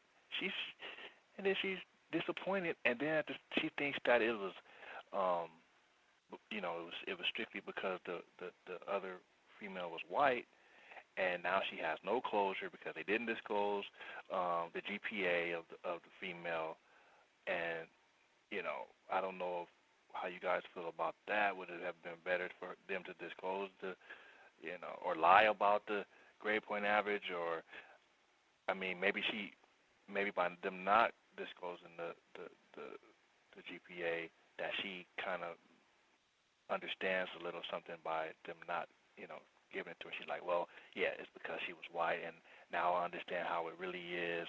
But to me, that is a destruction of a young mind, man. I mean, that's some traumatic stuff right there. Why did she even think that she was going to get that that award or whatnot? Like, who told her that? Because throughout the school year, when your GPAs added up, you normally would know, going to the guidance office, they would know what you're ranking in the school, because when it comes time to apply for college, you have to get your ranking. And if she knew she was ranked number one in the class, and then all of a sudden she is being told that she is not, that this other white girl, that is why I said this is where parental responsibility comes in, because there is no way, if I know my child was number one throughout the year, and all of a sudden that you're going to try and tell me that, no, she's not. I want y'all to go back in, pull out those grades, show me where you come up with the numbers to show that she is off. They would probably never do that. They'll just, flip-flop and... Well, that's the parents' fault, because I would pull an audit. You would have to audit everyone's record to show me why my child all of a sudden is no longer the top student. I could just see him saying that somebody told her wrong. So they can say, that black counselor that she had, she don't know what she's talking about. I don't know what she was telling her, but that's how black people do. They just say anything, and she told her she just told her anything. It's like. It seemed like some white students seemed to think that she was going to be valedictorian too. That came out in the film, that you had white students who were seem to be convinced that, she is a shoo-in. This is a lock. This Black Cassidy, that's her name. Chastity, excuse me. She's going to be the valedictorian. So I I don't know. That was racism right there. Oh yeah, it's got to be. Game. It's got to be. No, I'm not talking about the fact that she didn't get it. I think the way that them other white students played along with her. Oh, don't worry about it. Oh, she gets on my nerves. She's worried about it. I've seen that before. I think that they were playing. I think they were playing her. I think they were playing her too. I think that was a whole big. I'm telling you, Gus. I think that those white students telling her that, oh yes, you a shoo-in. I've seen that before. You have nothing to worry about. White people telling. First time I've been around white students, I've seen them how they talk to non-white students and whatnot, and the things that they tell them. They be lying to them constantly. Self-assuring them about positions over here, positions over there. Just lying. Well, like I said, they know their positions in the light of white supremacy. I mean, they do this on the job too, as well. So this is like nothing new.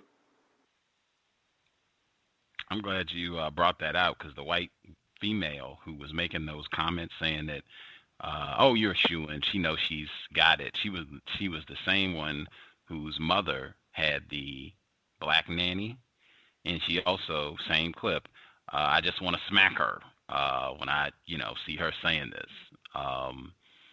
Yeah.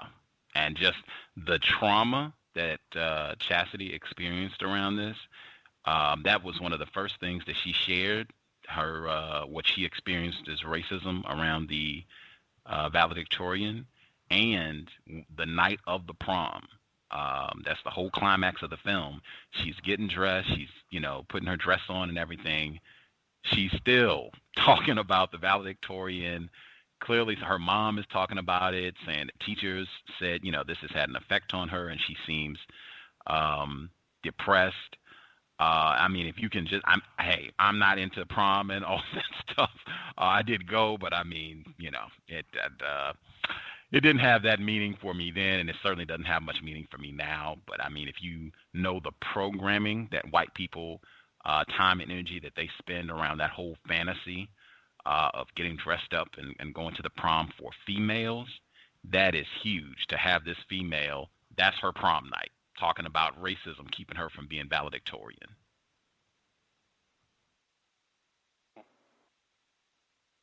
That's destruction, man. That is destruction. That's some trauma that, unless she gets some professional help, is going to be always, messing with it. She don't have to necessarily get professional help, but I mean, she can help herself. But every time her surety, she's not going to be sure about things. She was so sure. White people telling her, yes, this is what it's going to be, and so she's just not going to have, that confidence and that certainty. The word I wanted to use. That certainty is just not gonna be there. She's gonna be doubting herself, because that that prom night is gonna pop up. That announcement that no, you're not getting this award. That is tough. That is tough how they did this black female, man. I mean, it's like, man, parents, man, you put your children in these schools and having her strive to be valedictorian. Like, what are you doing? I mean, if anybody listens to this program, they should understand right there that that's enjoyment for them right there.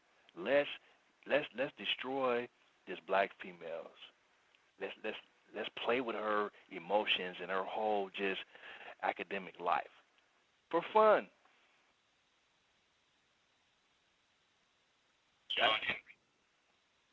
Yeah, John Henryism right there. Exactly.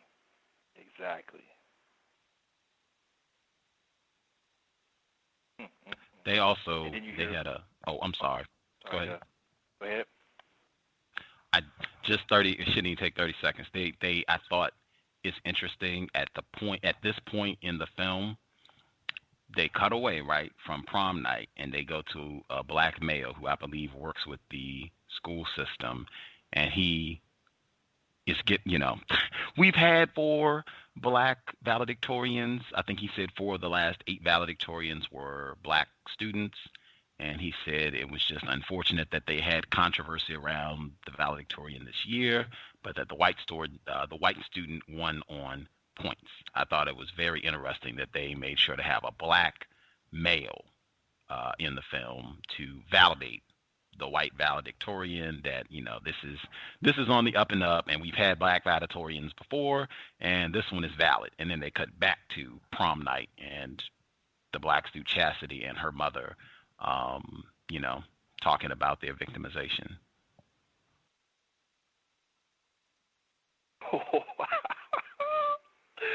Oh man! Wow. The Tim Wise of the film industry, of the documentary, man. Wow, that's a cold piece of work, boy. Yeah, that's special. That is special. I mean, this guy that made this film. I mean, he really put together something special, man. A masterful work of racism, in my opinion. And you should know, I mean, I was slipping a little bit on this myself, and that's kind of wild for Gus because of what I was slipping on. Not that I don't make tons of errors, but just on this particular subject, I tend not to make errors. The sex thing, anything where white people are pushing sexual intercourse between white people and non-white people, maximum racist aggression. I mean, this film, you look at some of the posters, it's got the couple that it's focused on, Heather and Jeremy, white female, black male. That's what they focus on. It's not focused on, man, these white people are dedicated to racism. They still insisted on having a white prom. That was one. I listened to the interview that he did on NPR, and the host, it was beautiful. She called, I thought it was the best moment of the interview. She said the white people, they still had a white prom. So fundamentally, nothing changed in this film. The white people still felt the need to have a separate prom. And he said, yeah, unfortunately.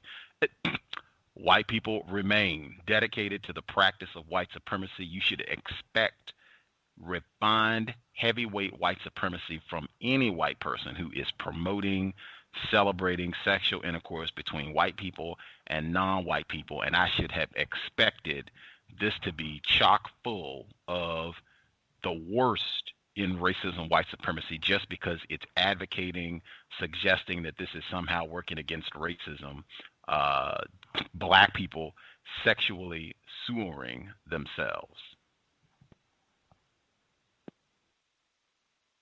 So my understanding, Morgan Freeman put up money for this prom to happen. I'm sorry, I didn't catch the beginning of the program. So. True. He made an offer. Did anybody ask any question? I just find it very interesting that Morgan Freeman blackmailed the person, I think, said that racism will end if people stop talking about it. And he's the person that tried to put up a large sum of money for the prom in the town that he lives in to be so-called desegregated. I don't know. I just think that's a huge contradiction. I didn't know if anybody guessed about that. No, he left in a huff. He left at about the 35-minute mark in a huff, cursing, trifling, terroristic. If you want another slick moment of refined white supremacy, in my opinion, in the film, Morgan Freeman is in the film. Like he's in it quite a bit, and they're talking to him at one point in the film, and he's saying that he said I should just play it. He says we can't just roll around in the kind of back of our psyche and the worst. He's talking about racism, white supremacy, right? But he's not using the most accurate terms. And he says, we're doomed. I'm doomed. That's what he says. I'm doomed if I think that way. And the person operating the camera, I suspect it could have been Mr. Saltzman, says, well, what do you mean? And he goes on, he says, well, I mean, you're all around. I mean, I'm gonna be doomed if I say that I hate and I don't like blue-eyed people. I'm just gonna be doomed. I mean, you're everywhere. And he starts laughing. And I mean, you talk about, in my opinion, you talk about really exploiting a confused victim of racism. I thought, because like I said, there are too many moments in this film where the problem is equated to black people. You got black racists. I am doomed if I think this is too many instances where it's not being stated clearly. The problem that we are having here is white people practicing racism, period. They are thinking a certain way about non-white people that is creating a problem. There are way too many moments where it's anything but that. And I think that little clip where Morgan Freeman is saying that, I'm doomed if I think this way, is really, in my opinion, very slick, very refined white supremacy, exploiting a victim.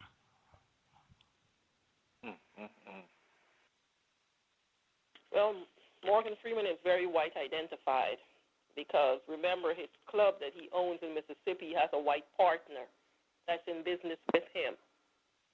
So whatever it is he can do to do backflips or whatever it is to please the white person, Morgan Freeman is going to do it. I lost respect for him a long time ago. And this incident with him and when he got into that wreck with that white female and he was married, I just totally wrote him off my list of people. I mean, he reminds me of just black actors. I've seen they use Morgan Freeman even in like documentaries, like in this particular case, and he does a lot of voice work for other, other projects, and everything that I've seen him do as far as documentaries and voiceovers, they have him saying some just incredible things. I mean, just lies, just total confusion. Man, and I said, wow, man, like they got Morgan Freeman. It just reminded me like a Colin Powell, like if a black person, if I was more confused, and I remember I seen something, and I was a little bit confused about the subject matter, and Morgan Freeman was talking about it, and I was like, wow, I was into it. I was like, wow, that's interesting. And then come to find out when I did some more study that whole thing was a lie. Everything he said in that documentary was a straight lie. I couldn't believe it. I was like, wow. Just imagine. I mean, like I said, Colin Powell, or they use him specifically. He's the elder statesman. I mean, he's Morgan Freeman. The dude can act. You know what I'm saying? I mean, they use him to confuse non-white people, black people in particular. Because he has that trust that most people trust, like they trust Colin Powell, so whatever comes out of his mouth, most black will tend to believe it as being the gospel. And the same with Morgan Freeman, because of his body of works. So, as people like to say, they would think that, okay, he's a reputable person. But he's not. If you go through his work, it's just like with Samuel Jackson. The two of them, they're almost equate in the same book. They just take a job just for the money. That's it. They're just working just to get paid. They don't care what they do. Yeah, I agree. I think Morgan Freeman is one of the pawns that white people use the most, I guess, along with Bill Cosby. A lot of elder black actors, comedians, that they use to refine their system. And I know this because I hear white people, and that's actually why I know that Morgan Freeman said that, quote, oh, racism will end if we stop talking about it. Because I hear white people say that they're like all the time. Yeah, I mean, and it just gives people this view that, if black people aren't this subservient type a person that feels any sort of resentment towards whites, then that black person is a racist. And I think that's the main way And it feeds into this view and just kind of refines white supremacy.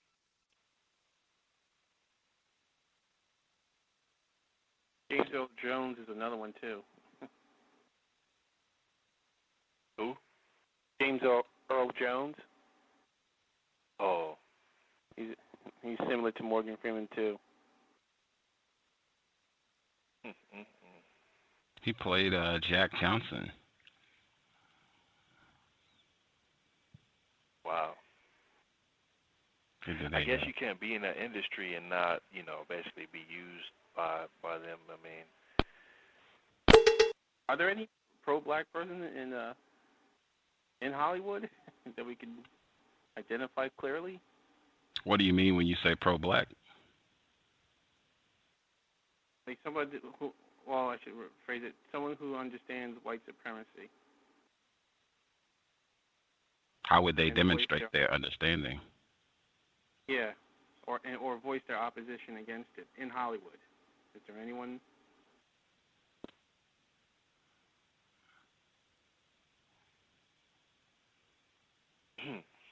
I mean, I think that probably the average black person would say Denzel, but Spike Lee. Yeah, Spike Lee, Denzel.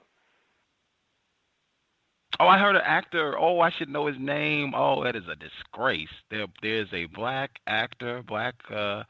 This black male was in The Great Debaters, the film with Denzel Washington, and he just had like a public article where he was saying he refuses to take these minstrelly roles that white people in Hollywood give out to black males, and he didn't care if that limited the amount of films that he did, but he was being very explicit about it. And it was just in a Chicago publication. I read it last year. I was trying to get him on the program, but I will get his name. But that's another one, Spike Lee and that gentleman. I'm sure there are others too.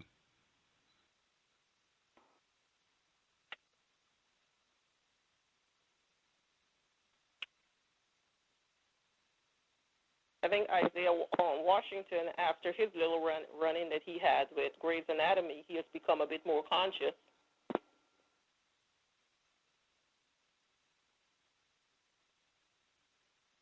Gus, do you see the switchboard?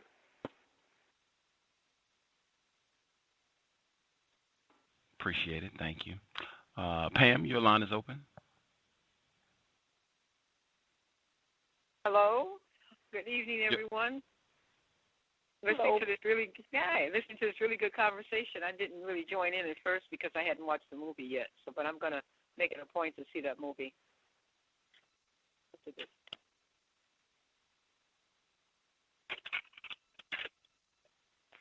Yeah, it's a very confusing. It's a program. I would call that a program. It's like a virus. It's like if you don't have the antivirus software in your mind, this one is this was what they call them when the runaway viruses. This one is terrible, boy. This one is shut your whole system down. So you feel like the movie confused a lot of people? Would confuse a lot of people? Absolutely. Well, have you thinking that black people is just as racist as white people? Oh my goodness. And the thing is, these proms cost money. You got to pay for a DJ. You got to decorate. I don't know exactly where they holding it at, but I know just the DJ and decorations. I mean, that's money. And they have like lots of activities even afterwards. Some schools. Yeah, they take a trip, to wherever. I mean, all that money right there. They asking for money, and they're the minority in the school. And they don't see nothing wrong with it. Nobody see nothing wrong. Nobody see nothing wrong with that. And this whole movie, from what I understand, except that one female, she kind of said it. Her comment was, this school is basically white is right. But I just don't understand why people ain't saying, look, we ain't got no money to be giving you guys no separate prom. If y'all want a separate prom, y'all need to pay for it yourself. Maybe they offer to do that anyway. I don't know. But They had been doing that anyway. They that was how they got around it. Like the school didn't sponsor the prom, right? Like if the school had been sponsoring the prom and paying for it, it would have been illegal because that would have violated Brown versus Board of Education. So the way the white people got around that is that the school doesn't sponsor prom. The prom was private, and white people independently funded their own prom. Same with black people, and the school didn't. It was like the school didn't have anything to do with it. It was like prom was a separate, independent affair from school. And Morgan Freeman was saying he would pay for it. The school would sponsor it, quote unquote, if everybody came together. So that was how it came together.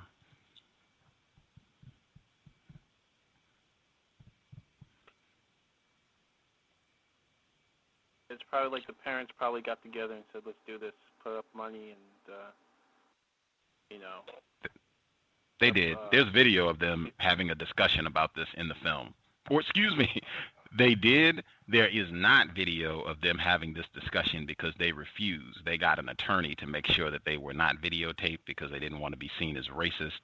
But white people formed like Voltron, had a private meeting, made their own plan to have a separate white prom, and carried that out. But yeah, they did. They did exactly what you said. You know what I find is racist is that white people spend all this time, all of these years holding their separate prom, and the school board wouldn't pay for the black kids to have their prom. So I guess the black families had to come out of their own pocket to throw a prom because it wouldn't violate Brown versus Board. But the white people were the problem and why the prom couldn't be thrown in the first place. Yeah. They had a similar thing happen in May 2000 in Montgomery County, Georgia, where they had a segregated prom. And, it's sad because we still are encouraging our children that they need to be around white people. And then, what a bad message. It's bad all the way around. I mean, you go to the school, you buying into this prom thing, you buying into this valedictorian. I mean, it's just the wrong. It's all wrong. Yeah. First of all, I wouldn't, as a parent, I wouldn't tell my child to be trying to get no valedictorian thing. I would be telling them to get your C, do what you got to do, because these people are lying to you anyway. If I was to send them there, I mean, like, I couldn't even send my child to no compulsory school, man. No way. Not knowing what I know. No, not a predominantly white school. I mean, you just ask them for trouble. You know they're going to get abused. You know they're going to be psychologically mistreated. You already know that. But the difference is they'll think it's normal for white people to mistreat them, and that their job is to somehow measure up and convince white people that they're okay. They'll spend their whole life trying to convince white people that they're human if you put them in that environment. I would love it. I'm sorry. No, sorry. That's my fault. Sorry. I was just going to say real quick, I've got a 60-something-plus-year-old relative that is still trying to prove to white people that she's human. And she's in a tragic relationship. It's been for a long time. And after all these years, she is still trying to prove something to them.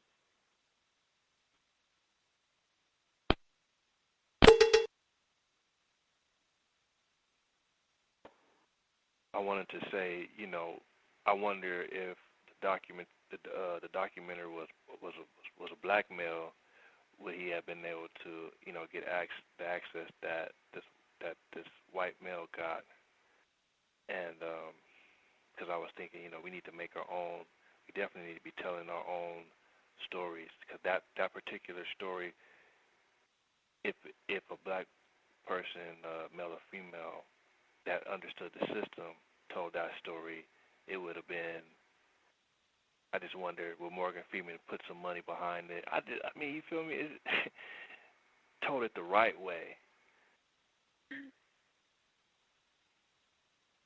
I mean, would he would have gave money to that? Would they would have gave him access?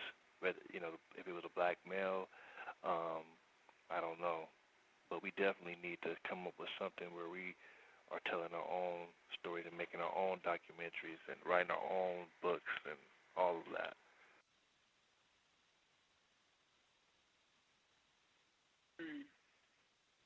Agreed.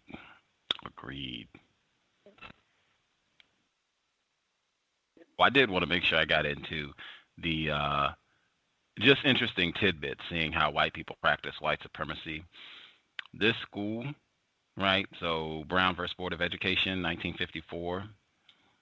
This school, the white people, their response was, we don't have any money, we're poor, we can't immediately, quote unquote, integrate the school. And so they got a 16-year extension on implementing Brown versus the Board of Education, just because these white people said we're poor and we can't do it. So 16 years after Brown versus Board of Education, they found, with all deliberate speed, mind you. So 16 years later, they get around to implementing this. And so it's okay, begrudgingly, the black people come to school with the white people, but we're going to have separate prom. So that's how all of this began in 1970. I just thought that was really interesting.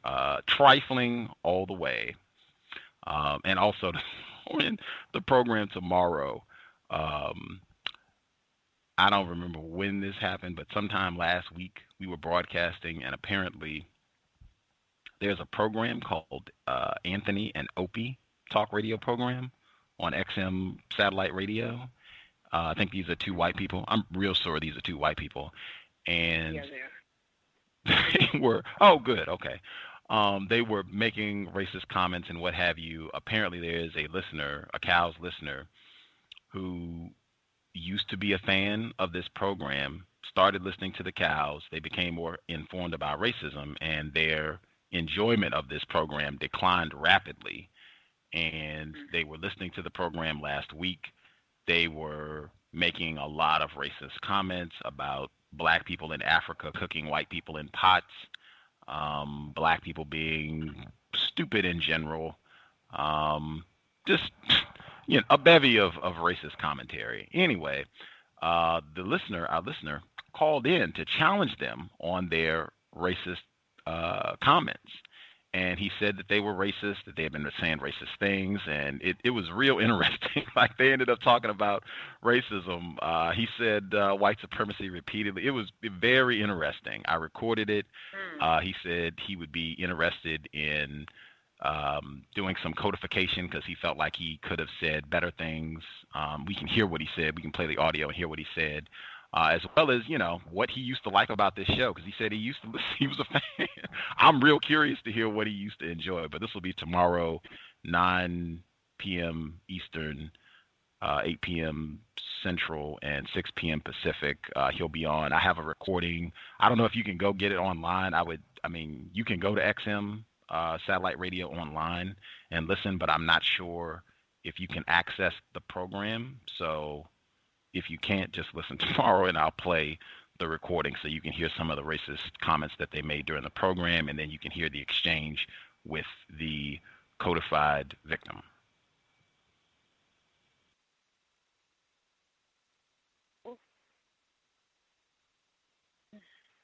At least the individual is starting to understand codification, and that's what you need more of. And I hope this program spreads throughout, other parts of the country here, that would eventually wake up a lot of black people on this situation. That is the challenge, to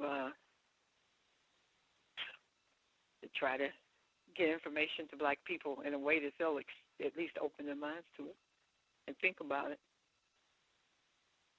Well, at least this individual did. I mean, he listened to the program and he changed, and so there's still.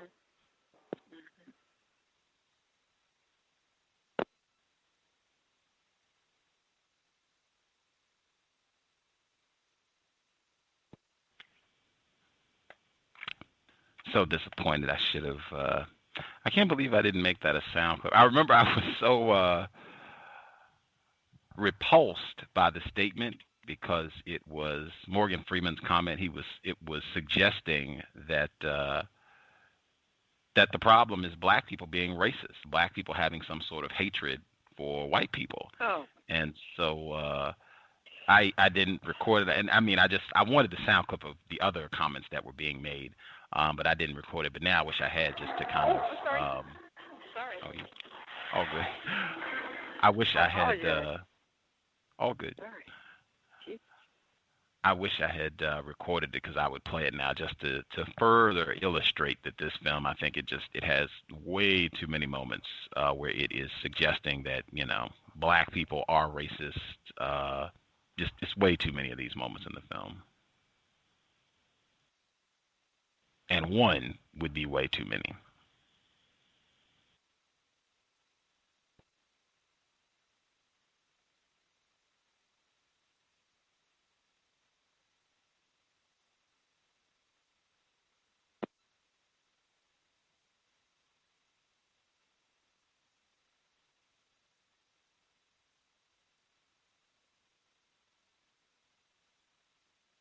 Absolutely. I mean that's the point. I guess kind of silence on that, but I just reiterate that. I mean, it's just that's the point. Anything that's putting the victim, blaming the victim, is a high level confusion, and I mean that ain't no joke. I mean, we talking about life or death, so I don't know how much time we have to do these things that we need to do, but yeah. That can't pass. I mean, that's something that I'm sure that flies by black people all the time, where they say, black people can be racist, and some people say, yeah, you're right, I mean, that's life and death right there. I mean, that confusion is lethal, man. I mean, that level of misunderstanding is very dangerous. Very dangerous. It ain't nothing to let just slide past like it's nothing and keep on going to the next topic and whatnot. No, this right here needs to be, this needs to be proven or disproven right here, right now.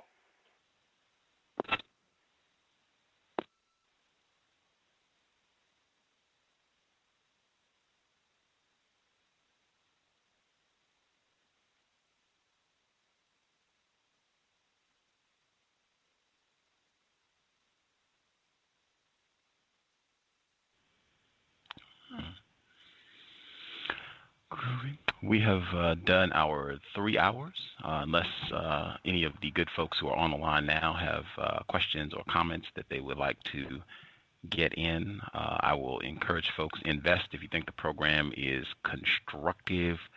The wish list is Amazon.com, Gus T Renegade. You can support Justice as well. Her blog, justdojusticetoday.blogspot.com. justdojusticetoday.blogspot.com. We'll be back tomorrow. That would be Wednesday, July 20th. Program time is 9 p.m. Eastern, 6 p.m. Pacific. Share as well. Maybe if we encourage some of the folks who have not migrated to listen at the temporary site at TalkShoe, if you can share links and let people know what programs have been down that, not listening, you're missing Mr. Fuller and Dr. Welsing and many other folks. Let them know. So hopefully, if this is constructive, more people will listen. If you'll have anything you'd like to share, feel free. Anything at all, the folks that are on the line.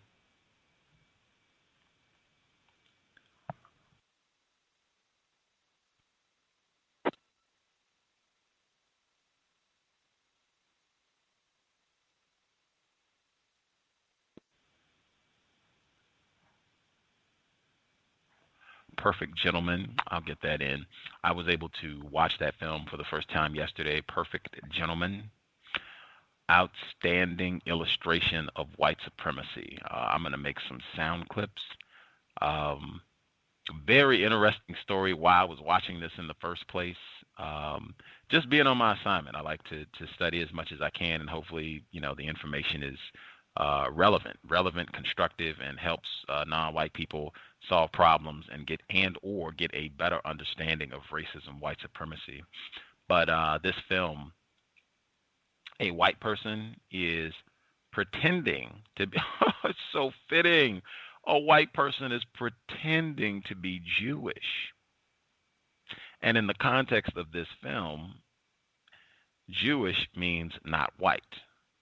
So he's pretending to be Jewish. And he does this for 6 months. And it is fascinating in many respects what it reveals about racism, white supremacy. In particular, in my opinion, it reveals how racism, white supremacy devastates male and female relationships. This is, I guess I'll leave it at this. I'll make sound clips so I can better illustrate what I'm saying. But to see a film where the main characters are white people, Gregory Peck is a legendary suspected racist actor. He was in To Kill a Mockingbird, Cowbell Ring. He was Superman. He's been in a lot of, major Hollywood films. But Gregory Peck, to see white people, to see a white man and a white woman get into extraordinary conflict with each other because of racism, white supremacy, seeing that damage happen to white people because one of them is pretending to be not white really makes it very clear this system is designed to totally annihilate black male and female relationships. And this film, I think, just gives a really great illustration of that. And because it's happening to white people, I think it just makes it even more clear. At any rate, I will make some clips and chat about it, but I would toss that out for anyone. Great film. Matthew Fry Jacobson, former guest on this program and admitted racist, he talks about this film extensively in one of his books on racism, white supremacy. I think it reveals a ton. His child gets man, gosh, it's incredible. Like just him pretending to be non-white ripples out his children are being mistreated. His child comes running home saying that the white kids started mistreating him, calling him names. They didn't want to play with him. It's incredible. It's incredible. I will share my thoughts and sound clips later on if no one has anything to share.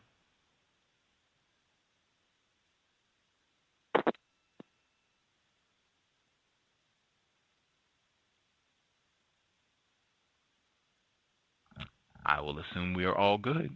We will be back tomorrow. Support Pam and her work. The website, TrojanHorse1.com. TrojanHorse1.com. And if you are interested in watching this film, the link for the film is in the description at TalkShoe. If you look in the description, there's a link. You can watch the full film online, great quality, and you can check it out. Once again, Paul Saltzman, director, producer of this film, suspected white supremacist, refined racism anytime someone is suggesting black people are racists. Totally impossible. Replace white supremacy with justice immediately. Cal signing out.